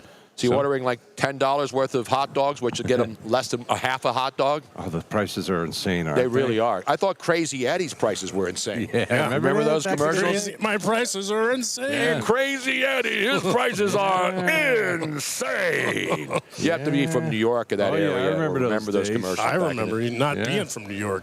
They made national news, Tony. I actually worked with the guy who did the Crazy Eddie commercials. The he voice, the guy- he was the a guy with- DJ yeah. because he was on camera, Right. and he was a talk show host at WOR in New York, and that's where I met him for the first. I said, "Holy shit, you're Crazy Eddie!" He did a lot of commercials, but the Crazy Eddie one was everybody loved. Oh, those were the best commercials. Insane. They were I don't think you can do those now because then you'd be really, talking down to people who have mental Yeah, it's not problems. PC. And unfortunately, right now, that's a lot of people Yeah. who are insane. And it's sad to see. We need to get these people help. These I people- need help. They got the semicolons. Have you seen that? That's the new thing. Semicolons? The semicolon. They'll Where? tattoo. I can hear Those everything. who have the mental issues. That's Are their you serious? sign. Oh yeah, it's a thing. Who does it? Who tattoos people with semicolons? Semicolons. It's a symbolic gesture of mental health. Oh, mental health or mental illness? If I had a semicolon, It could be both. I don't know. Why would you get? How was anybody supposed to know? What if I put a colon instead of a semicolon? I like a 'Cause, colon. they may mess up when they're putting that little. Yeah. What's the thing on the bottom called? The comma. The comma. A semicolon is a period and a comma, right? Comma. Comma chameleon. Yeah, but that's different. That's Boy George. But enough about that. So what's going on, man? You having fun? We're having so much fun, and Now you were with us last year in Arizona, but you were not on Radio Row every day or part of the entire Bleacher Brothers organization. I was a scrub back then. I'm still a scrub, but I was a scrub. I don't want no scrubs, No, man. we don't want no scrubs. That's a guy that hangs out his passenger side of his best friend's ride, trying to holler at me. Okay, so Good job. See, that's what I'm talking about. That's why we love this guy. Chef Tom, on the other hand, now we were talking, because we have Anthony Gargano's Italian. I'm Italian. Pete Sheppard's Italian. I'm Italian. And you're Italian. So do you call it sauce or gravy? It depends. Gravy's got meat in it. Sauce is no meat. Marinara, right? Yeah. Marinara is sauce. Spaghetti sauce with meat, braciole. We've already gone. Now I wouldn't talk about. braciole. I wouldn't talk about like shrimp. That's not sauce, is it? If you put shrimp in spaghetti sauce, I put shrimp in my spaghetti sauce. do you really? You put occasionally. everything in everything, Oh, yeah. though, man. Oh man, I made a bolognese the other day. Oh, and short ribs. Oh. Now you're getting me here's hungry. the, Now, come on. And here's the best Oh. part. I made my own pappardelle noodles. Oh, I love pappardelle. Oh my God. My favorite pappardelle meal ever was in Venice, California, right, Robin? It was a Yep. little Italian place. It only had like 5 tables in it. And the guy had pappardelle with boar ragu. Oh, my God, And it I was had so never good. had it before. And they have to import it because there's no boars in L.A. There's a lot of boring people. And there's a lot of, But the boar ragu is unbelievable, and I would crave it, and we would go in there and get it, and I would say, I wish we could do that. Now, you can make it with pork and other things. Oh, yeah. But the boar, for some reason, that ragu reduction was phenomenal. Yeah, man. to do that, it's like a labor of love making a ragu and a bolognese. You're making me hungry now, man. I know. I mean, when I do mine, it's like a 3-4 day process. Dude. Slow cooking. Really? Oh, That's a process I can trust, unlike Hey, you the have 76. some of my cannolis, didn't I? Yes, the cannolis you and made my- were phenomenal. My cannoli man. cookies. See what we have on the show? We got chefs. We got guys with the tips who knows about the semicolons. Yeah, Raleigh. Who else we have? Where's AJ? And if you follow Bleacher Brothers, we're actually going to have on a girl called Stadium Food Girl. Now, Stadium Food Girl. I've heard her. Yeah, she's great. She's fantastic. She lives out here. So is she coming on the show tomorrow? When's she coming in? I believe she's going to come. We don't know exactly what time, but that's just all. You just got to stay tuned all day. Exactly. Right? And now she can put out some content. She told us the place to go, Allegiant Stadium, for their burnt end burritos. Yes. I love the burnt ends. That's that's my favorite part. When I go to a restaurant, when I go to a place like a barbecue place, or a place that has great meats and cheeses and things, mostly meats, the burnt ends are the best. I think when we went to that Ford place down by you, Ford's garage. Yeah, you I had the burnt ends. ends. Oh man, they're the best. I love burnt They used to be stuff that people threw away. Yeah. Now it's like the best part of it, right? That flavor. Oh yeah, that's good, man. Yeah, well, next year being in New Orleans. Now, you guys are Italian. I'm Cajun. Oh yeah, I love the Cajun stuff. Man. Oh, I can't wait to get in on that. Yeah. Oh man, I need to go back into the. I remember when the first time I went to New Orleans was back in 1979, 80. And the big thing was absinthe, remember? And there was this absinthe place that you could only, because it wasn't legal, and you had to go into the back room of a certain bar, right? And then they would take you back there, and then they would, you know how they pour the absinthe? They have the special little vial or whatever the hell it is. Was it glowing? Yeah, and and it was all a scam. Yeah, it was all a scam. Yeah, it's just another money making thing. Wow. And then they made it legal, and then I tried it, and I said, "What's the big deal?" Yeah. I thought I was supposed to black out. No, it wasn't. It was supposed to be hallucinogenic and all that other crap. Like ayahuasca. Exactly. No, we have to ask I think they're with the what is it? The Jabberwockies. I think they're appearing with them. You know the Jabberwockies, right? They still here? Yeah, the Jabberwockies still have their own room. And Shaq did a thing with the Jabberwockies. Didn't they start out on American's Got Talent or something like that? I don't know. Everybody started on America's Got Talent except this show. Because we don't have any talent. We just come in here and do whatever the hell we want. That's right. Who's going to tell us not to do this show? The NFL? Yeah, right. Who's going to tell us? You and LV? I think we've been doing pretty good. Absolutely. You know, we're the only ones that are still here at Radio Row that are broadcasting. That's right. We're going to tear this place down, you know. That's how we roll. Damn right. Well, we haven't even started yet. It's only Monday, kids. You got to pace yourself. Oh, yeah. Especially when you're on the time. Now, you only had... Now, Arizona's still in mountain time, right? They're an hour ahead, which is the stupidest thing. They don't change their time, which I think everybody needs to stop that. It'll never happen, though. I mean, Arizona's literally right next door to us. Yeah. And the time zone is different. I mean, it's the same thing on the East Coast. To go from, Eastern time to Central time, it's like there's some places it's like one state over. It's a time zone difference. Like I think it was Indiana. Indiana doesn't change their clocks, right? And no, Indiana they have two time both. zones. Yes, that's right. And it was like I literally went a mile, and I'm looking at it like, no, this isn't right. And there's the other one up. What is it? The one up near Canton, up off Maine, and what's the Prince Edward Island? I think has a different time zone, right, Robin?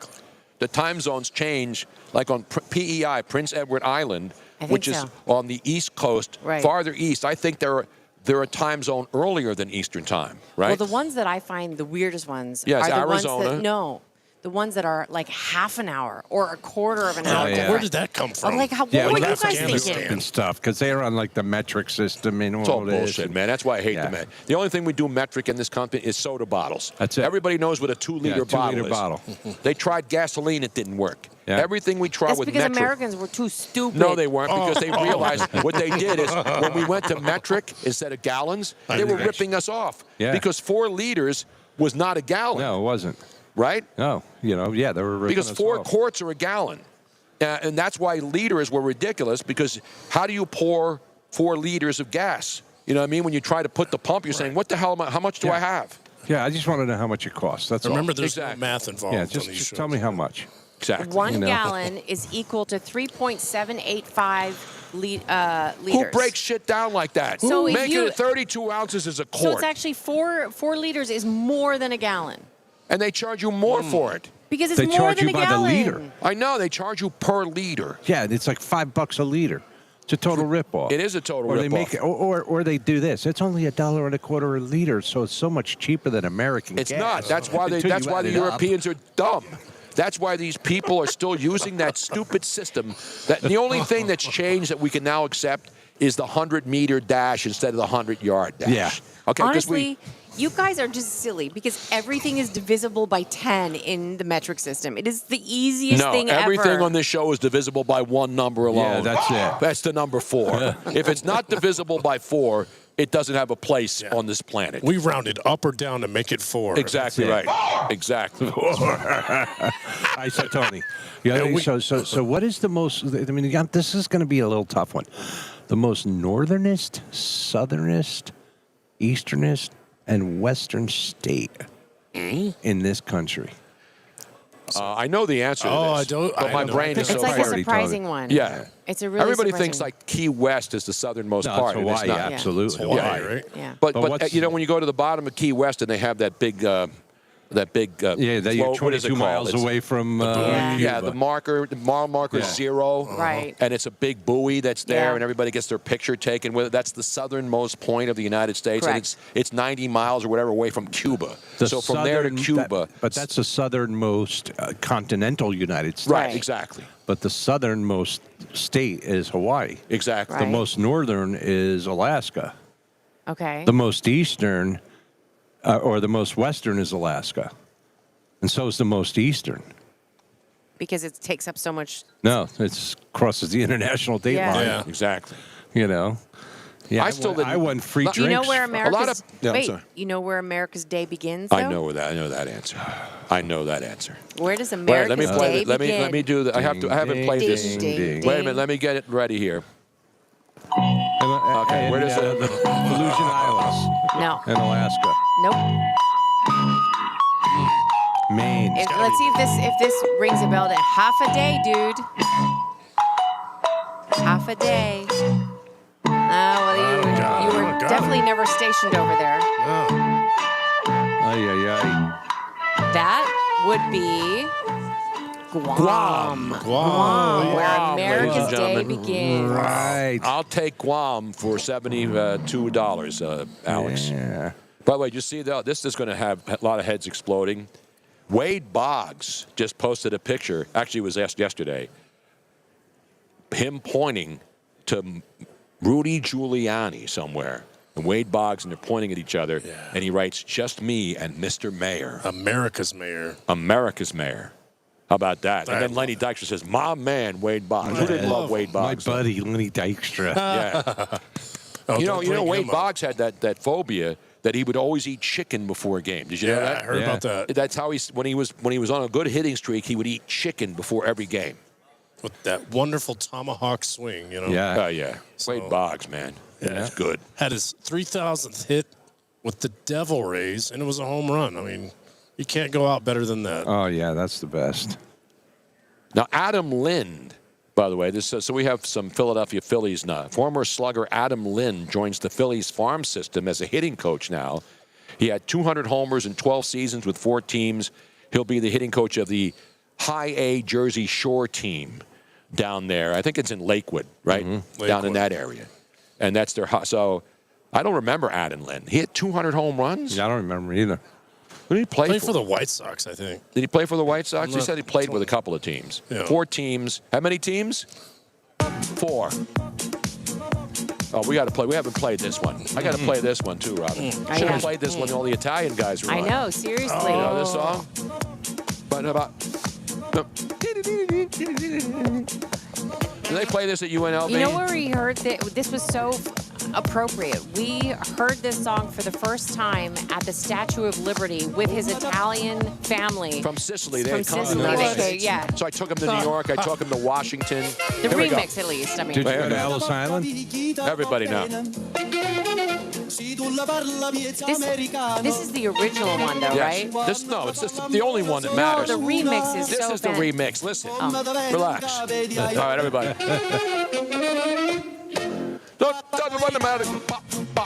They used this at an amusement park too. What was it? There was an amusement park that used this theme song on the East Coast. And they were selling little dancing statues of liberties. Yeah, that would they move were playing and the play song. this song out of it. Yeah.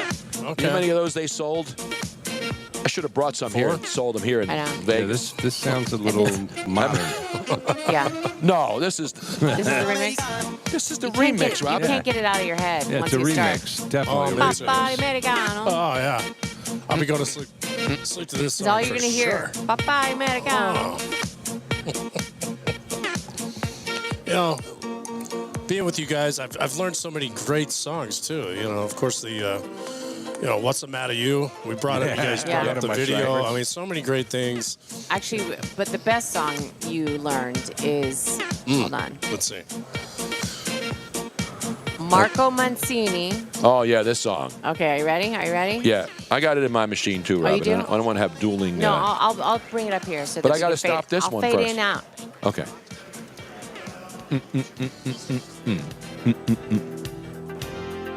We should play this song as our last song before we. What time are we wrapping up today's broadcast, Robin? Well, you know what? I'm tempted to wrap up a little bit early because I need to download some stuff and I need to train these guys because they're supposed to have been here all day. I'm not happy. We were working. No, yeah, you were supposed to be What working time here. did you guys show so up anyway, here? Trouble. I got here 9 o'clock. Yeah. Ask Robin what time she working. got here and 5 a.m. But that doesn't mean I'm not working. I'm working Oh, I back know, at the I know, hotel too. but- We're We'll talk after. Yeah. Hey, Tony, I want you to take a look at the room, right? If you take a look at the room, we started everything. And we're before ending it. everybody was here, Correct. and we're the last show Yeah. standing. That's the way it always This is was with me. dedication to your craft. This First is to what show the up, young last to leave. ladies here from UNLV are learning about being a master of your craft. You know what I'm saying? Not that we're masters of our craft, but when we come here to do a job, we got one job to do and we're going to do it, baby! Barry We'll Switzer, do it, remember when he said that? Yes. We got a job to do and we're going to do it, baby! Well, you are definitely a master, Tony. Oh, yeah. Well, you remember, even yesterday they were telling me, Tony goes, how long am I here? And Miss Ron, all day. All day. The look on his face was like, whatever, doesn't faze me. Yeah, I got this, bro. I could stay on the air 24 hours a day. We got to He's do. done. He's done it. I've done it, but I don't want to do it here because I'll die. And I can't. I could probably, if I was going to go on a hunger strike, this is the week to do it. Yes, Because, I die. Unfortunately, I need energy. You can't keep up this pace without energy, and you have to have energy. I mean, they didn't even have like little energy bar stations. Nothing. I got energy bars if you need them. Oh, What do you got? Well, What, a whole now box? you tell us. You could go Pure broke protein. just by eating around here. You I know. I I have. know. It's ridiculous. It's an Okay. outrage. Just tomorrow when you get here, stock up on a bunch of fruit at the. That's that what we room. did. At what room? The network. What was it called, Jeff? And The- Yeah, it's like the media Workroom. workroom. When we got Yeah. here at 5 a.m., they didn't even have coffee out yet. Exactly. Yeah, well, you guys shouldn't have come at 5 a.m. then. We had to. We had to get You had Pete to. Sheppard on the air. Pete Sheppard was going to be here early, so yeah. They let me And sleep AJ in was till supposed to be 5:30. here, but then he didn't show up till 7. Slackers. Dirty, lousy, He said he rotten. gave you a choice. Dirty, lousy, rotten bums. All right, Tony. What time are we going to be on tomorrow morning?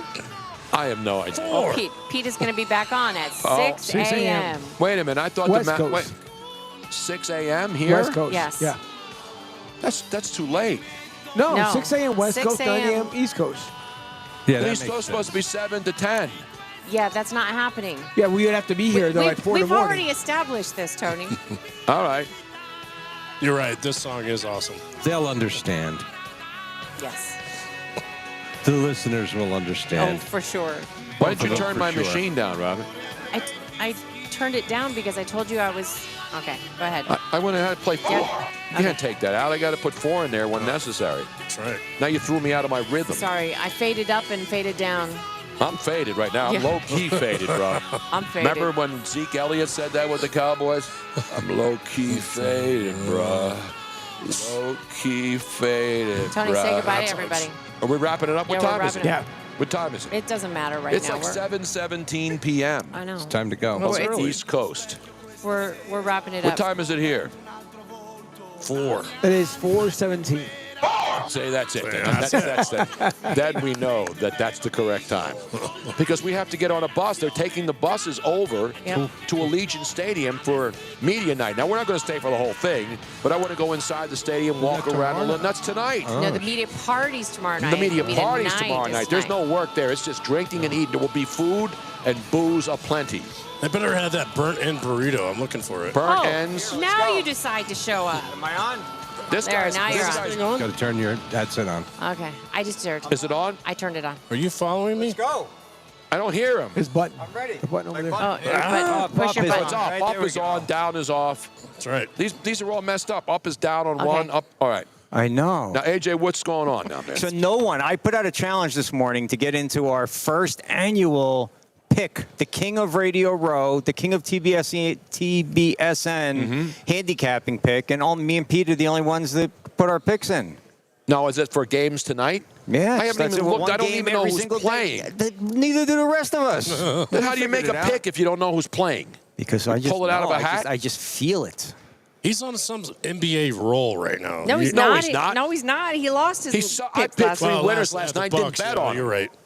You know what it is? I realize when I sit in the book, that's when I'm locked in, and I always win. When I'm doing it on an app or somewhere else at home, it's just not right. No, when I get into a zone when I'm in the book, and I wrote down 3 winners, and I brought them in here, and I never bet them, and I completely forgot that you can walk around and there's those MGM betting kiosks anywhere. I could have done it. I thought I had to walk like a mile to the book to do it.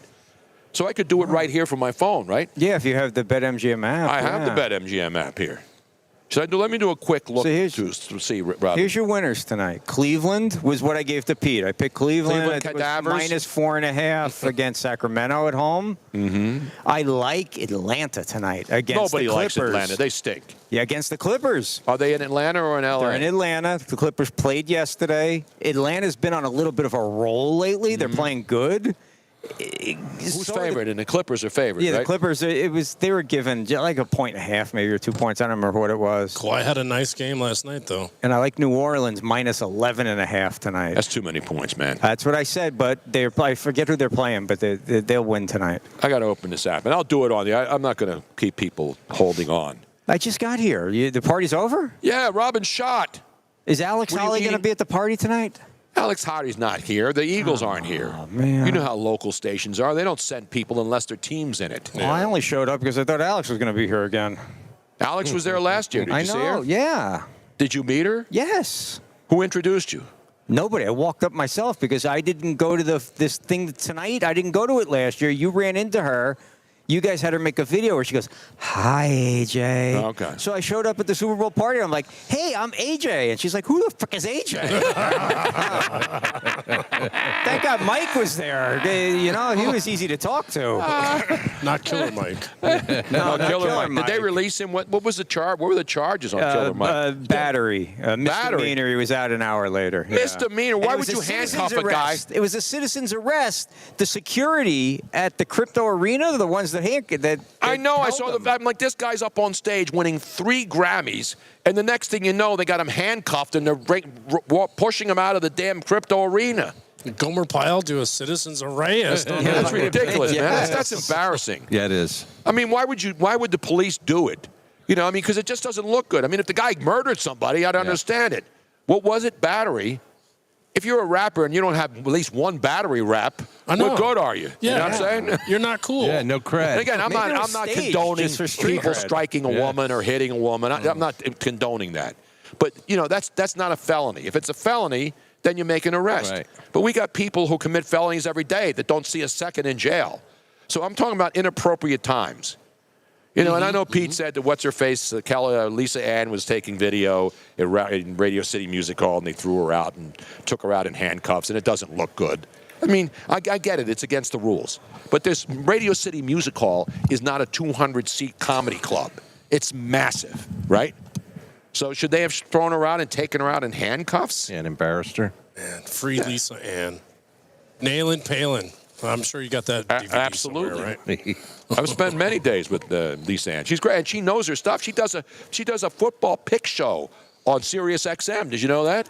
Yeah, wow. Lisa Ann is really good at picking games. She has her own Sirius XM Lisa Ann pick show, and she's damn good at it. We should try to get her on now that she's out of jail. Let's get Lisa Ann That's on, the least we could do for her. Because, you were with me when Lisa Ann, Robin, weren't you? I have a number. Don't call her right now. Let's wait till she cools down out of the cell. Well, why don't we watch the police blotter, and then whoever gets locked up, we go bail them out, and then we bring them directly onto the show. These celebrities, Darius Rucker. I mean, what's going on? You know that I had Ursher on today, right? Ursher. Who? Ursher. Oh, Ursher, yeah. I was there with Ursher. Oh, that's right. You were there. I forgot. That's Where did right. you get guys were Ursher from? dancing. That's the guy that led me to my seat. You know? How did you get Ursher? Where We did go that- way back. I run into Ursher wherever I go. Ran into him in San Francisco. Like, literally run into the dude. San Francisco, here in Vegas. Yeah, but no, why Ursher? That's what he calls him. That's what they were calling him. Or that's what he calls himself. Or he did at one point. By the way, I have breaking Ursher, news yes. from Miami as we go back to the Miami, Florida desk. Oh, I can't escape that. This is breaking news. This is a big deal. And everybody who lives and flies out of MIA. So, ladies and gentlemen, if you're a flyer out of Miami International Airport, and most people who fly in that part of the country use MIA, right? Miami.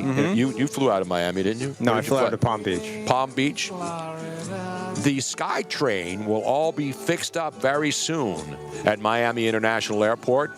Place your bet below, and let's meet back here in March and see who has the psychic powers. In other words, nobody believes that this thing is going to be finished very, very soon because they've been working on it. And you know how important that SkyTrain is, right? It takes you from terminal to terminal. Exactly, and it takes you to baggage claim. And like we have, one here in Vegas. It's not that big, but it takes you to the terminal to the baggage claim, and then you go downstairs, and all the carousels were there. Miami is massive, as you guys know.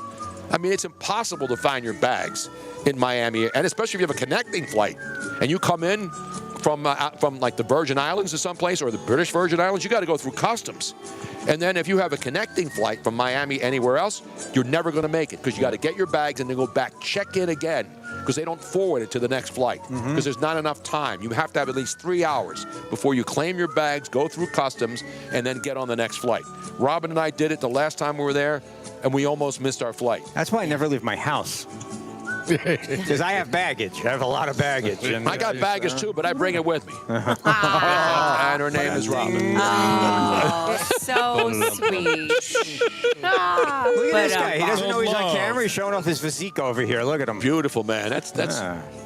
We covered a lot today, I believe. That's some great broadcasting. Did you write the list of all the guests we had on today, Robin? Yes, we did. Because I'm not going to remember in an hour. It's like Chinese food. In an hour, I'll forget who we had on. That's right. You know what I mean? A lot of Italian dudes, I know that. At our age, we can just blame everything on that. I don't know what the hell. What do you mean your age? How old? You're not. I'm like 10, 20 years older than you. How old are you now? 52. I'm 20 years older than you. All right. I'm going to be 72 in June if I make it. Hey. Oh, come on. 72, bro. This could be my last Super Bowl. You realize that? You got 10 on me. Huh? You got 10 on me. I'm older than anybody in this room, I think.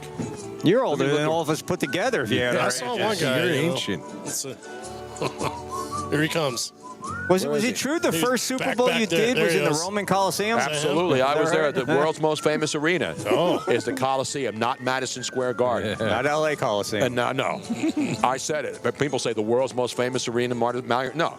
The world's most famous arena is the Coliseum in Rome. Yep. Any doubt about that? No doubt. You can't debate that, right? That's proven historical fact. Did you do play-by-play for Spartacus that time when you Yes, were there? I did. Oh, that's great. I actually had real abs back when that movie came out. I didn't have to paint them on. Like, those guys were all painted on, you know. Yeah. And you know who else has painted on abs? All these Australian The Thunder from Thunder Down Down Under. Yeah. No, most of them are ripped.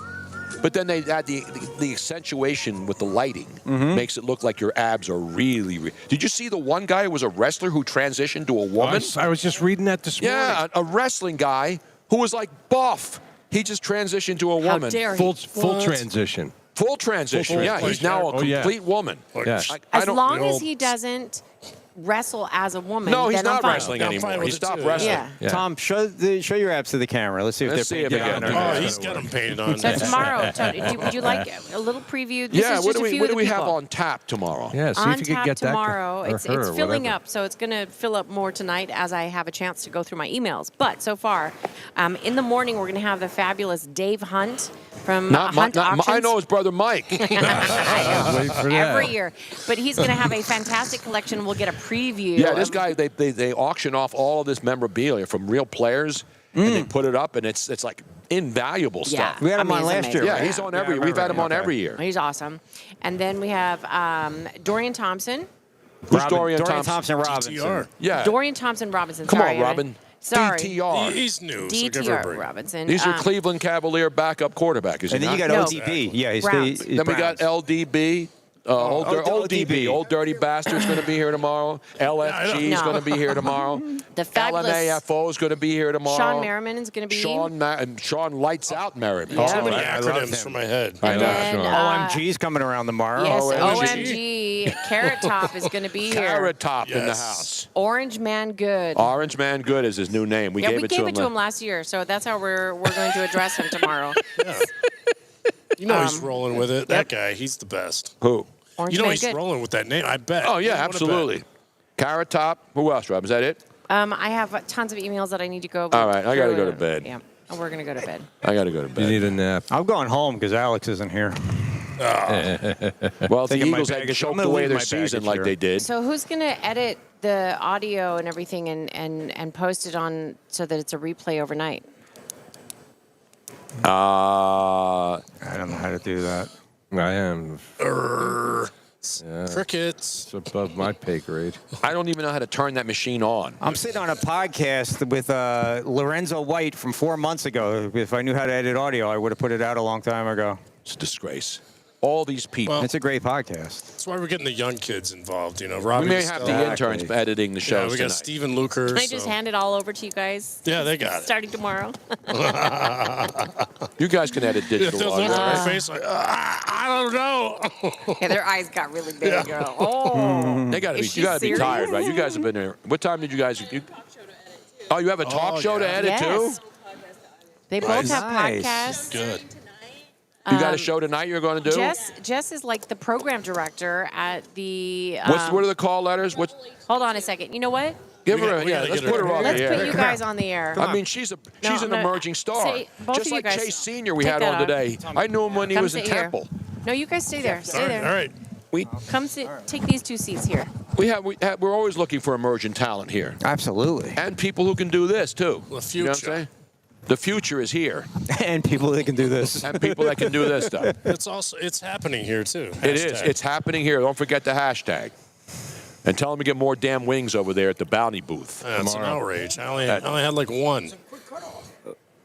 They're supposed to be doing it twice a day, but they better go get more damn wings, because they give you 5, and that's cool. And they, the celery stalks were good, and the carrots were good. We need more damn. That's standing in line for an hour to get 5 wings. All I got is a damn banana today.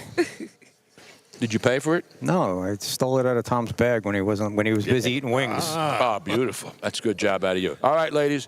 Jessica, Jess, tonight, what's the show? What's the frequency? All right. So on 91.5, the Rebel HD2. Wait, 91.5, the Rebel? Yeah, the Rebel Oh, HD2. see, UNLV Rebel.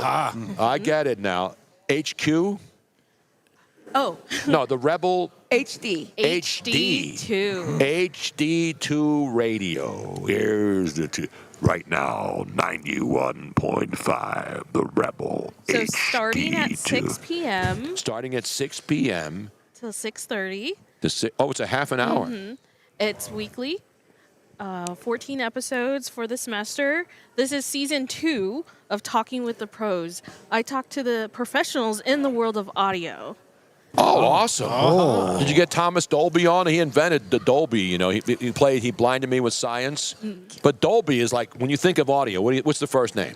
Dolby, right? Mm-hmm. Now there's like this Dolby Atmos. Yes. Right? What the hell is Atmos? Is atmospheric? I guess that's what it's supposed to be. Dolby Atmos? Yes, so that's an Apple feature that you can listen to with your AirPods, and you can click on the feature Atmos. And So we can get it over the air, so experience- I can get my FM like, radio? It's like you're there while the instrument is playing. Oh, I love that. You know, our audio sounds good on this podcast too, on this network. The sound's really, really good because have you guys downloaded the app? Yeah. Yes. Download, because when you listen to it, I mean, it's quality. It's really good quality audio, and that's the advantage of digital, because nobody can do it better than digital. Everything's been remastered in digital. All the classic movies have been redone. The colorization is all done digitally, right? I think initially they weren't. Remember when they were colorizing movies? Yes. They didn't have the technology they do now. Yeah. Now it's not as difficult as it was. They just have to go frame by Technicolor? frame, right? Yeah. What's up? What? What up, Technicolor? Yeah, now it's all Technicolor, yes. digital. It is all digital. They do it all digitally. So now. that's once a week, you said? Yes. For 14 weeks. Now, what week are you in the 14-week season? First week. This is week one. Week one. This is the Yeah. debut. And Are you can- nervous? No. Oh, okay. I was just. She's no pro at this. Yeah. Exactly. You This can is season find 2, you can right? find this talk show on Spotify as well. Oh, beautiful. Writing it all down. What was the name of the show? Talking with the pros. Okay. Talking with the me, pros. Just be. You know, I got pros in different area codes. Or somebody once said, is that the same thing or is that different? That's a little That wasn't the different. original name of the song, you know, and they had to edit it. Yeah. But I got hoes and pros in different area codes. I like this version. Talking with the pros. That's It's it. just some of them are, some of them aren't. With the pros. I mean, right? I want to get everything down properly here. All right. Yeah, Now- so my major, I do audio concentration, and I'm editing, and I'm the host. I have a co-host. Who's the co-host? I don't want to leave the co-host Oh out. yeah, Paulie is his name. Paulie Shore? Paulie D. Paulie Shore? or Paulie G. Cabs here. Paulie It's Walnuts. yeah. Paulie Walnuts, Paulie Shore. About it. Who's the guy on the Stu Nods of New Jersey? Yeah, The Paulie D. Paulie D. Paulie D. Yeah, DJ Stu- Paulie D. Yeah. T-shirt time. That's Yeah. the next name of the next podcast. I just Does he think of rip Bruno. off his T-shirt and go, ooh? Yes, he's Okay. also a DJ. Paulie D. No, it's not Paulie D. What's his name? yeah, that's kind of like what he goes with. So So he uses Yeah. Paulie D? What happens if he gets sued by the real Paulie D? No, and then they he's take your got it all entire sorted school out. and It's takes all- UNLV down totally, and then the whole school shuts down and nobody can go there anymore. No. Paulie D would have to sober up and stop getting laid to even figure out any of this was going on. So. This will be a little more coherent. All right, Shida, now, Bisa, what's going on with you now? Well, I was working with Jessica on the Rebel HD2, number Rebel one college HD2. station in Nevada, we shall add. It's the #1 college station in In the- Nevada? Yes, sir. Not just in Vegas, in the entire stinking state of Nevada. Yes, sir. And You know do that people we're the still say number Nevada here because it's Nevada? It's Nevada. That's right. And on the East Coast, people say Nevada, And but it's we, not. No. And it's interesting because when people would say Nevada on the East Coast, it sounded like they were saying it wrong. Right. You're not thinking Nevada. Nevada. Yeah, like But it that is stupid Nevada. accent. It's not Nevada.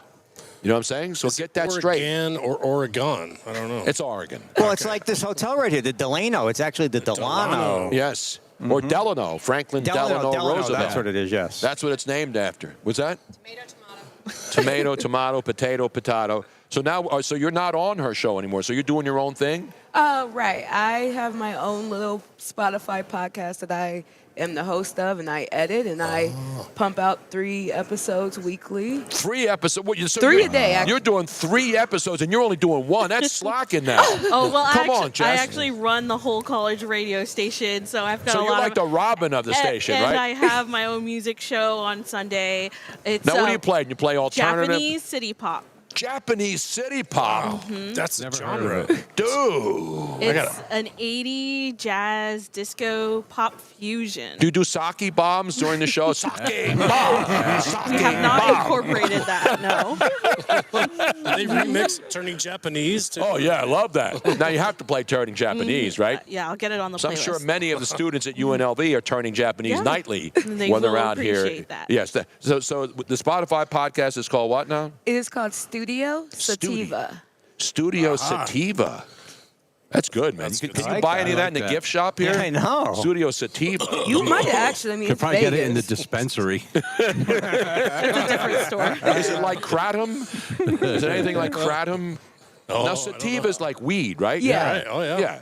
But there's kratom, too, which is similar to weed, right? Well, that's the fake stuff. Kratom is fake? Isn't that from some tree or something? Yeah, that's. I know it's bad. Yeah, it's not good for you.